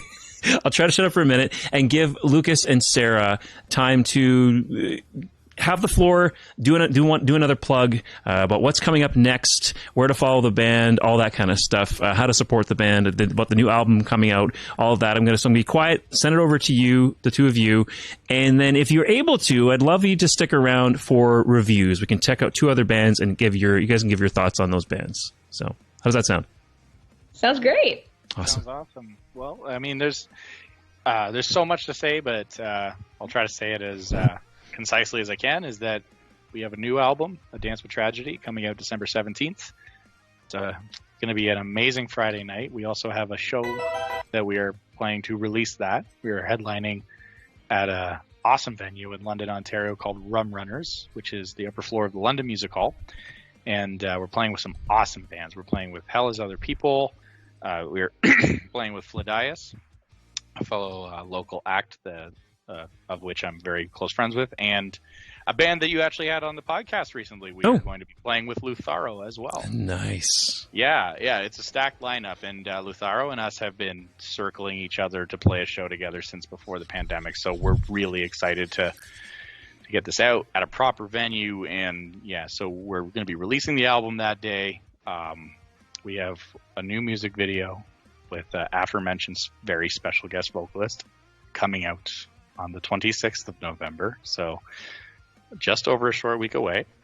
And that person's identity will be revealed early next week. That's the foreseeable. That's the foreseeable stuff happening. Oh, this is so typical. She always says, "Oh, you do the talking. I don't want to do it," but then she tells me to shh.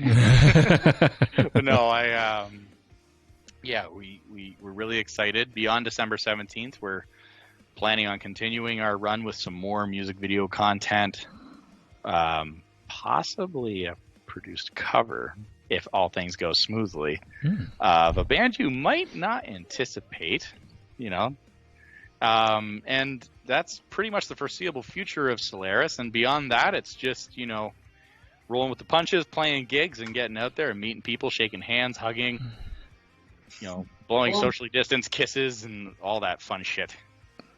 Awesome. Yeah, I'm looking forward to the cover too. I like when bands, you say it's not something you'd expect. That's the best kind of metal cover. You might not expect Solaris to do a cover of the particular band that we're working on. And honestly, I wouldn't be surprised if Sarah was sitting there going like, "Wait a minute, are we?" Because it kind of fell by the wayside a month or two ago when we started really hyping up the release of our album. But we're really excited about a lot of stuff happening in the next. You can plead the fifth if it's not solid, or you just don't want to tell me. But what genre of music is the original song in? The album came out in the late 70s. That's what I can tell you. Okay, cool. Yeah, it is a very classic metal anthem. Let me say that. Okay, interesting. Yeah. Late 70s or early 80s, one of the two. That's okay. Keep us guessing. Yeah, it's somewhere. Yeah, somewhere in that time area. Sweet. All right, so Lucas, Sarah, you're going to stick around and we'll do some reviews? Yeah. Awesome. Thanks so much. All right, it's time for some reviews. Yeah, all right. All right, it's time for some reviews here on the Wicked Wally webcast. We have two bands we're going to check out tonight, both with symphonic twists to their music, because I think that goes really well with tonight's episode. The first band we're going to check out is the band Meteora. Meteora, they are, so the description here and their track we're going to listen to is Our Paradise. So Budapest symphonic metal band Meteora scheduled a new repress of their debut album Our Paradise for this fall. Originally released in 2017, Our Paradise went out of stock earlier this year, and due to ongoing demand, the CD is available again since the 12th of November with a new booklet and a bonus song. And that's what we're actually going to listen to, is the bonus song, is the new track that's going to be on this re-release album, with Jonathan Pellet, brains and growls behind Rage of Light and Disrider, making a guest appearance doing the harsh vocals on this track. The lyric video for this was made by a graphic designer friend of theirs. So that's all I guess I would say about that. But so a brand new track on a re-released album. We're going to analyze this track particularly, and only the one. And there is guest harsh vocals on it, which kind of gives a cool spin to it. And I think Jay, you might enjoy a symphonic metal band with some harsh vocals added into it. So, all right. I don't sound though, so I Sorry? Yeah, just. Oh, interject right. real You quick. don't have sound. Right. I But forgot no, about that. I was going to ask if you could shoot us a link through a chat or something like that. I could just kind of listen to it on my computer here. Right. if I that's an forgot option. about that. Our sound isn't Yeah. working tonight. I Yeah, totally but- forgot and you about know that. what? We could just do like a 1, 2, 3, press play, and then we can just reconvene after the video's done. How about that?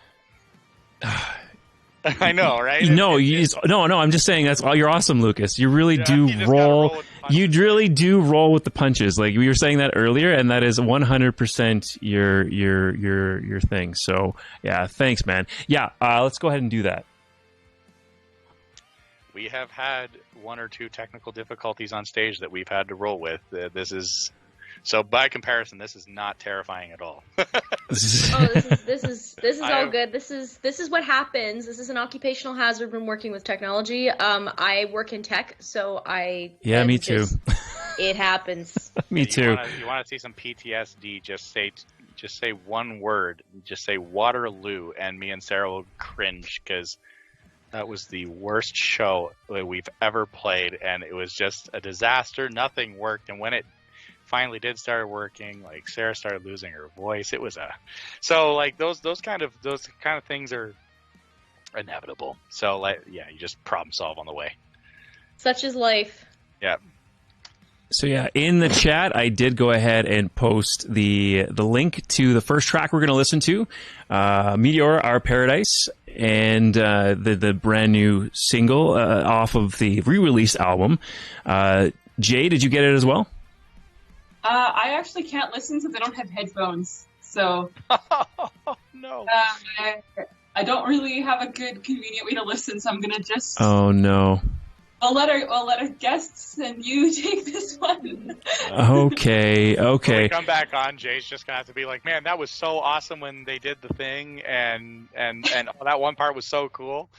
I'll fake it really well.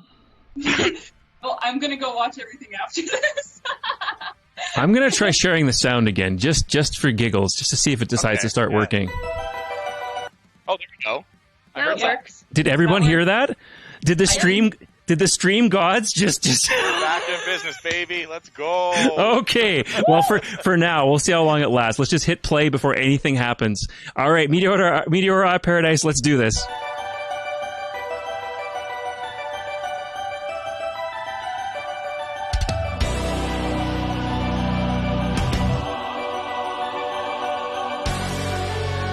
Oh.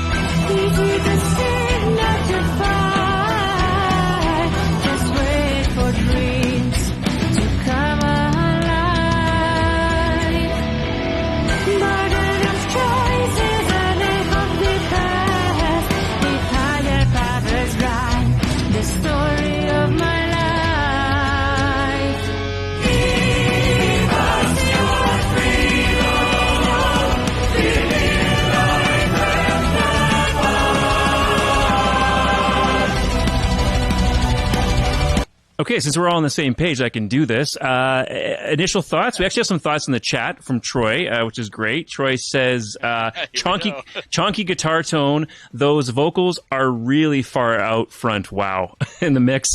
Yeah, they are actually. I agree. They stand out quite a bit in the mix. All right, I'll turn over to the guests first. I mean, you're symphonic metal artists, so I want to hear your thoughts so far. What do you think? You go first. All right, I'll go first. At first impression is I really like the balance between the symphonic elements. I think that the way that they have sort of a more unconventional chord progression structured, but they have this sort of mysterious element to it. Like it's leaving you wanting to hear more.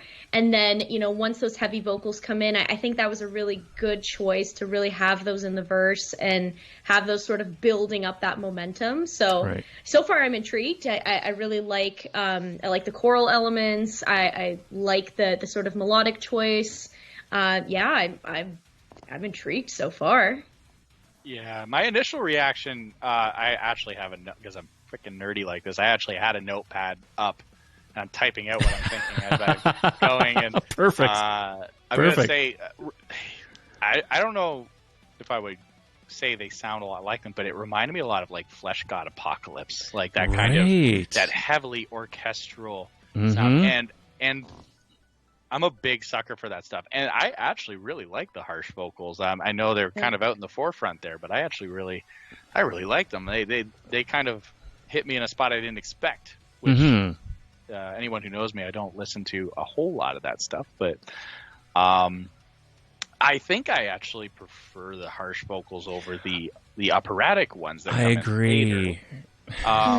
And those are the guest vocals too. These are just my honest thoughts. And it's just preference, right? You're not saying good or bad, or just saying your personal tastes. I just think it fits the aggression of what the song is doing a little more. And I know that's kind of hypocrisy coming from Solaris, like a band that's notorious for garnering a critical attention detail of, oh, they write like this really aggressive like guitar music, but they have like a singer who sings so prettily over it. It's like, so I know that's kind of calling the kettle black. I'm not saying it's a bad thing. I like the song so far. As a matter of fact, I gave it a like on the video already. I'm going to check this out. Awesome. Jay, what are your thoughts? Honestly, he basically stole my thoughts.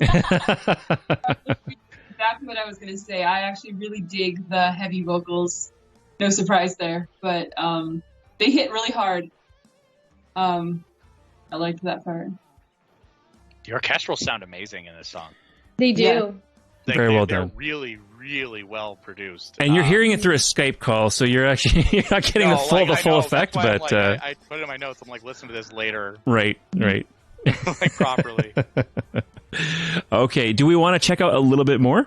Yeah. Okay, we'll check out a bit more of the song, and then we can give our final thoughts.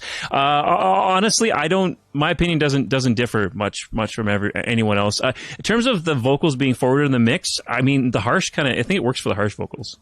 Yeah. I think it works perfect. I think it works for the harsh vocals. Anyway, let's do this.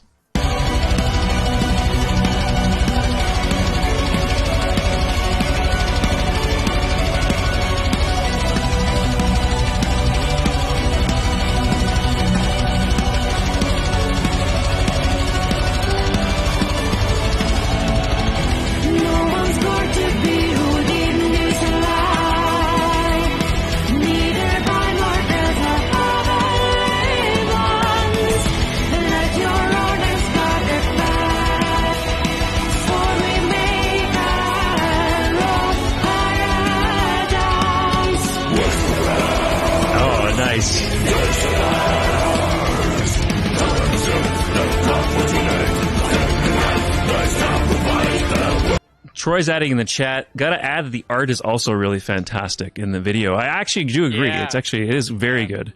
It's a beautiful lyric video. Yeah. And I would say the clean vocals are, I don't want to say this and sound bad, but they're I like them more the more I hear them, actually. So I'm liking her voice more the more I hear it. Sorry, can I just clarify? So who's the main singer of the band? Is it the operatic vocals, or Correct. is it the okay? Correct. Okay, Correct. so they're the main singer, and then the guest vocalist is the harsh vocals. Correct. Okay, then they obviously. Again, this is kind of like scary territory. You're kind of like critiquing, but not really. They're kind of doing what we're examining, which is, wow, those harsh vocals really bring something special to that song, which means they made the right call bringing them in. So kudos to them. I mean, we've had experience in that lately with our new tune. So we can understand where they're coming from. Yeah, I mean, it's a cool song. I'm excited to hear more.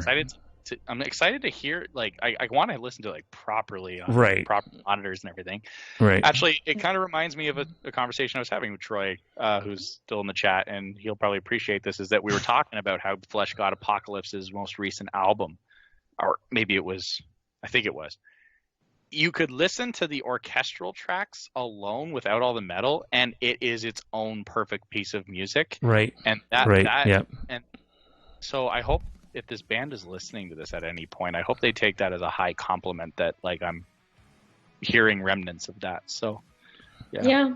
I really like that it's also giving me, for some reason, the more I listen to it, it's giving me, like, old school Camelot vibes. Mm-hmm. Oh, In a good okay. way. Yeah. In a Love good some- way. Like, Love me some Camelot. sort of just the way that the entire thing is just sort of sitting with me. I imagine sort of like Camelot's album Epica. It seems to I just love sort of that album. sitting- Yeah. I know it's so good, man. Yeah. I love those songs. But it's giving me that similar vibe of those. You know, it's still got a really good pace to it, but it's got this kind of haunting element to it, which I think is really, really interesting that they've explored that alongside the combination of having the guest vocals in. I think just texturally, it brings a lot to the table. Well, yeah, even like you mentioned Camelot. I mean, they toy with guest vocals that do harsh vocals as well. I mean, they've done that as well and made some incredible work music. With is it Alyssa White they work with a lot, right? Well, you've already said on this show, you let out that your guest vocalist on your upcoming track is a harsh vocalist. You said that earlier, so yeah, that was the only detail you got. Yeah. Correct. It's still a great detail. Do we need to hear more, or do we want to kind of just we're good there, or do you want to hear a bit more? Or? I'm gonna go listen to it again, regardless. So I'm good to move on if you are. Sounds good. I'm good as well. This is totally optional. I like to give metal horns. So in terms of how much I dig it, from what I've heard so far, I think I'd have to hear the whole track to really know 100%. For I know so far, I would give it one of these. So not quite 2 metal horns up, but maybe it would be there once I listen to the whole song. But it's really solid. I really dig the contrast between the harsh vocals and the cleans. I really enjoy, like you said, the Flesh God Apocalypse, and I think Sarah's given the same thing, and 1 metal horn from Lucas. Yeah. Right. Yeah. It's like the scale being no metal horns, 1 or 2. It's right in the middle for me. It's it's not, you can do 2 down if you hate it. You can do sideways if you're indifferent. But yeah, fair enough. Jay, do you have a thought? Do you want to? I'll abstain. I honestly don't. I want to listen to it more. Yeah, with better sound and everything. Fair enough. Okay. No worries. All right, let's go on to the next track. Awesome job, Meteora. That's a really cool track. I would definitely have to listen to more of it. I'd recommend folks go check it out. And it is a re-release of a popular album of theirs that they've sold out all their copies. They want to get more. So the next band we're going to listen to here on a review segment of the Wicked Wally webcast is a band called Nightland. We're going to listen to their track Further. They are symphonic death metal from Pesaro Marche, Italy. I don't know if I'm saying that right because we have someone here that maybe can correct me. Sarah, do you know how to say Italian city names? Yes. Pesaro. Pesaro? That would be Pesaro. Pesaro. There you go. Pesaro. from Italy, and it says also I think maybe 2 places. Marche. Pesaro Marche. Marche. Okay, there we go. Awesome, thank you. See, we have an expert here. Back to me. So Nightland has released a video for the song Further, the second single taken from the upcoming new album. Well, I say upcoming, it's actually already been released. It came out on November the 19th. The new album, The Great Nothing. That was released on Scarlet Records. Growling vocals and powerful choirs magnify the obscure and thrilling lyrical concept behind the album, making this an amazing journey across the darkest deepness of the universe and even more unique and sensational. Sounds cool. It doesn't really. That's a hell of a hype. They got a lot to live up to with a description like that. Like when we hype our albums, we're just like, we hope you like it. This is just like, this is going to implode the universe. Here we go. It's like some Deathlock level shit. I get to read a lot of these because promoters send me stuff, and it's funny because some of it actually does describe what the music is. You know, for fans of these bands, it kind of gives you an idea. It talks about the different elements, stuff like that. But sometimes there's stuff that just sounds very fluffy. It's you think it's written by whoever's written by it. It's like, well, what does it mean? Like, what does this sound like? I don't know. Yeah. I can't tell from the description. It sounds it sounds epic, but. My expectations, like I don't know if you ever watched Metalocalypse, but I'm kind of picturing like a band playing on like a hovering platform over like a chasm of like the abyss about to unleash hell, and it's like anything less than that is going to be disappointing. I'm kidding. I'm looking forward to it. All right, so we have a widescreen video. I'll pull it up on this view so it looks okay on the screen. Yes, so again, the song the band Nightland, their track Further. It's actually not coming up nice. Doesn't matter. Let's do this. Let's do it.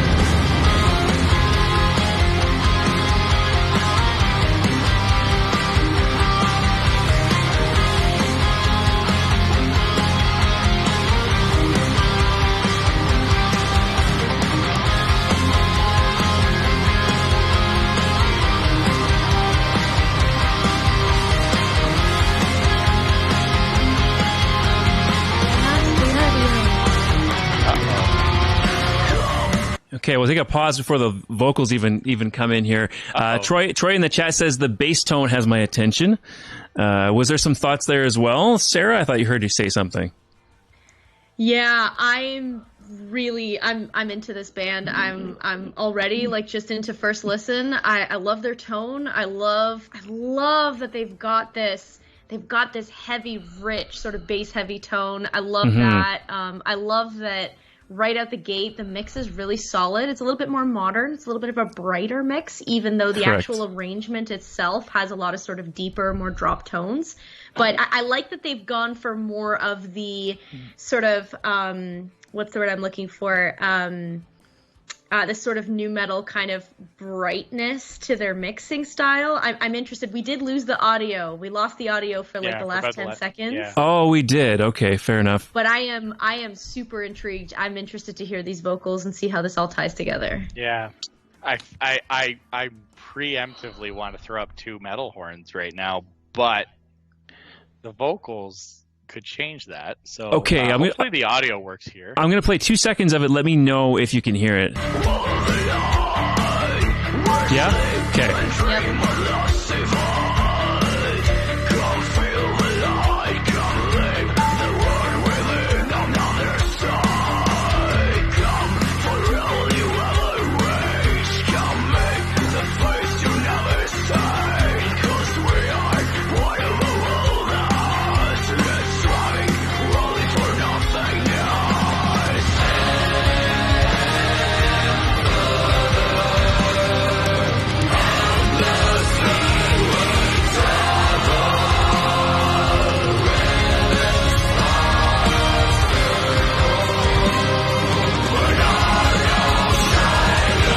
Nice.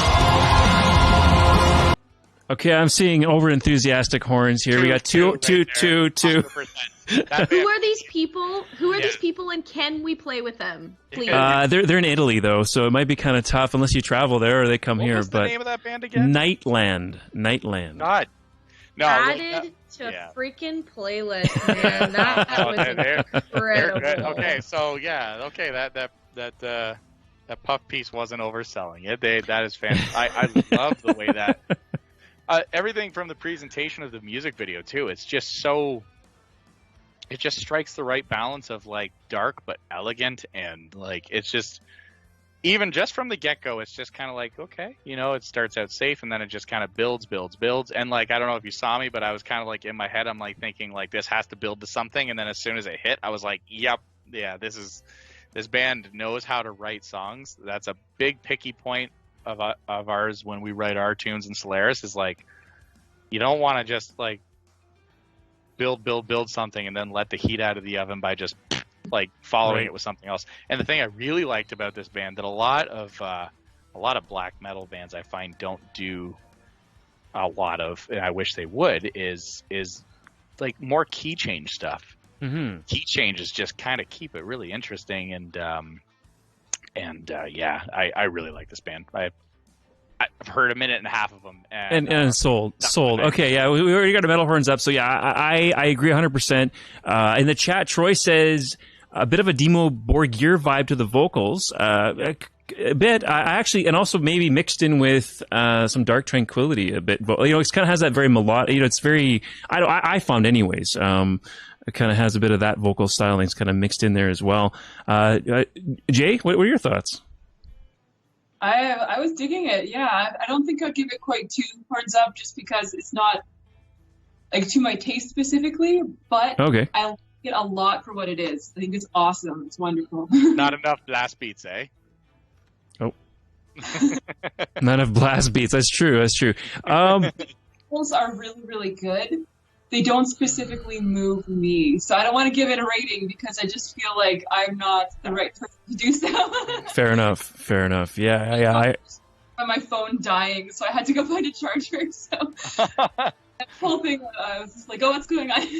That's okay. This is the first time Jay's joined us remotely on the webcast. We had her in person before, and there's been a number of technical issues with your phone. We'll test out some stuff, and we'll get you working next time. I don't want you to be in an awkward position next show. So thank you so much. I totally dig it. You want to go, folks, go check it out again. Then band is Nightland. The track is Further. They released an album on November the 19th. That's available wherever you listen to your music. So yeah, follow, add to your playlist. Go check it out. I'll be adding this one as well. I'll be listening to them. I'll be listening to Solaris, and I will also be listening to Borealis, if I'm saying that right too. So all those bands will be on my current playlist. We'll be cranking that up. I'm biased, but I also do. I do enjoy me some Borealis. They are one of those bands that really, I really don't want them to be doomed to just fly under the global radar forever. Like they bring such a fresh take to male-fronted symphonic metal. Like they don't really even fit nicely into like one subgenre of metal, but large part, just like a big part of it is like Sean's production, and then Matt's vocals are usually the selling point of the band. Let's be honest. Like he brings a very unique vocal style. We have the technology. Let's listen to it. Sorry to cut you off, Lucas, but you know, go for it. I'm sure we have Sarah here. I'm sure you can give us permission to play some of this music. Usually I like stuff I get permission for. Would The Sign of No Return be a good track to listen? That's a great track. Yes. Yeah. Okay. You'll hear me in there too, actually. You'll love Winter and you also love Winter ad. Okay, go away. Go away. Here, I'll just put it back here until the ad's done. We don't want to sell something that's not giving us any kickbacks here. Although planning a trip to the Yukon, I mean, hey, why not? That sounds nice. Okay, let's go back to the music video and let's just check some of it out. We've been talking about it, so why not give them some love before the end of the show here? Yeah. Holy crap! 117,000 views on this particular video. Yep. Yep. Wow. Okay. Well, that's okay. You can talk to your partner there, Sarah, if this show my video gets taken down for playing this. Oh. Okay. Hopefully not. Hopefully not. Should be okay. AFM Records. Yeah. I don't care if it gets demonetized. I just don't want it to get taken down. All right. No. I don't think they will. Okay. Let's do this.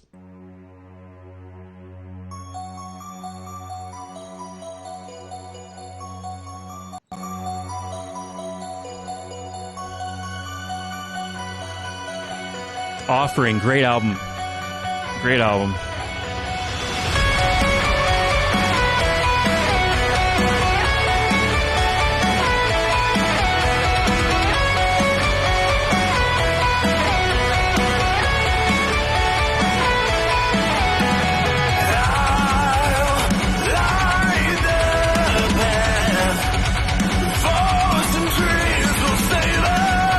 Okay, I know very little about this band. All I knew is that you were involved in it, and you know, now your partner's involved in it. What does he do in the band specifically? The production, right? But what else? What does he do in this band? I don't even know.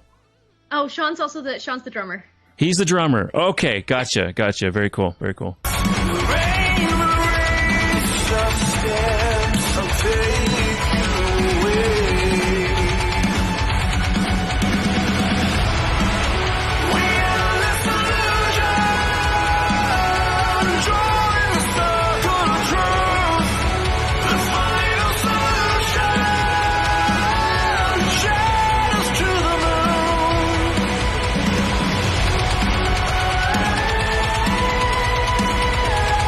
I know we're not officially reviewing this. This is two horns up from me. I don't mean this in a mean way, in a complimentary way. It has that little bit of power metal cheese to it. You know what I mean? It has a little bit of cheesiness, and I like it. I really like it.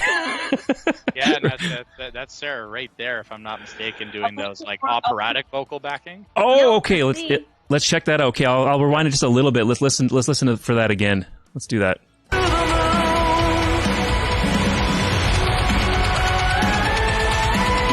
Right.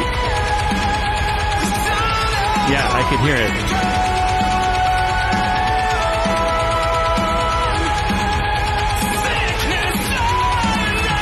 Perfect.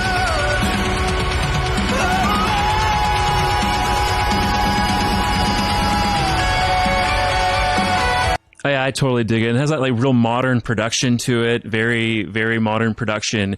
Very clean sounding. Power metal cheese with that seriousness that, like I said, Evergrey meets Nevermore. It takes you in different directions. I totally dig it. I'll be definitely listening to more of that band as well going forward.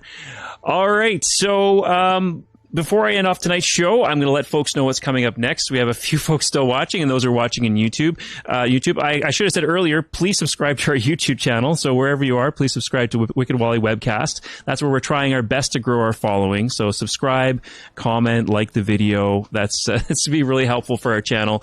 Anyone involved in the show or comes on the show seems to really enjoy it, but getting the word out is the hardest thing to do with something like this when there's so much noise out there. So if you can help us out, we'd really appreciate it if you're enjoying what you see and hear.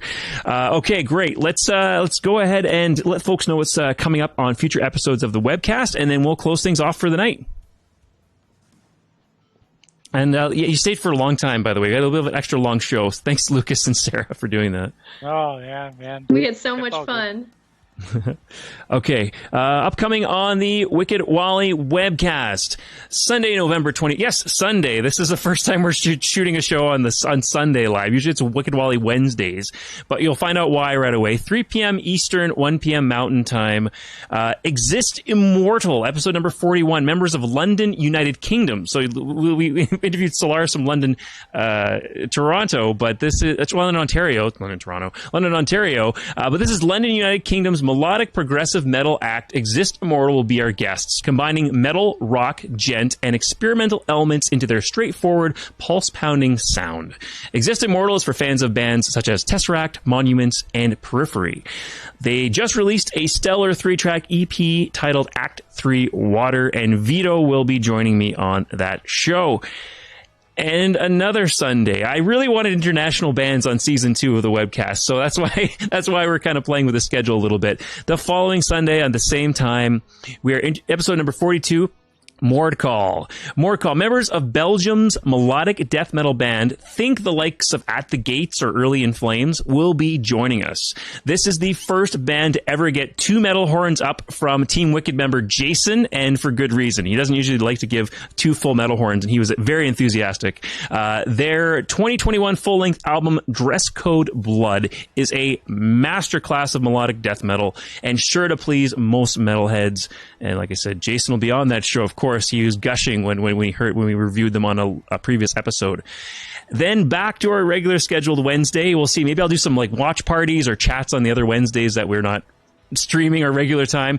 But back on Wednesday, December the 8th, this is a huge one. Band Room Blitz. Episode number 43. We've done it before. We're doing it again in great style. Toxic Ruin versus Pitlord. Returning webcast guests, Sheboygan, Wisconsin's thrash metal masters Toxic Ruin go head-to-head with Davenport, Iowa's barbecue-themed death metal band Pitlord, playing the epic party game from Analog Universe Games, Band Room Blitz. Which band is more clever at coming up with creative, funny band names? And which bands have the most creative fans who can play along to help their favorite band win? And Vito's going to be joining us on that. That's going to be a lot of fun. Awesome. All right. So that's coming up on future episodes. We actually have some more stuff planned that I didn't want to talk forever. Jay's ready to go to bed. Lucas and Sarah are muted politely. Let's end the show there. Thanks again for coming on, Lucas and Sarah. It's been great. You've been awesome guests. This is a lot of fun. And best of luck with the album release. I see awesome things in your future. You guys kick ass. Keep kicking ass. Thanks so much, man. Thanks for having us on. Thank you so much. All right. So this is Wally, Jay, Lucas, and Sarah tuning out. Have a great night, everyone.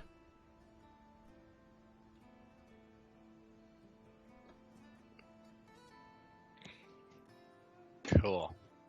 Yay! They can still hear you. It's okay. Oh, shit.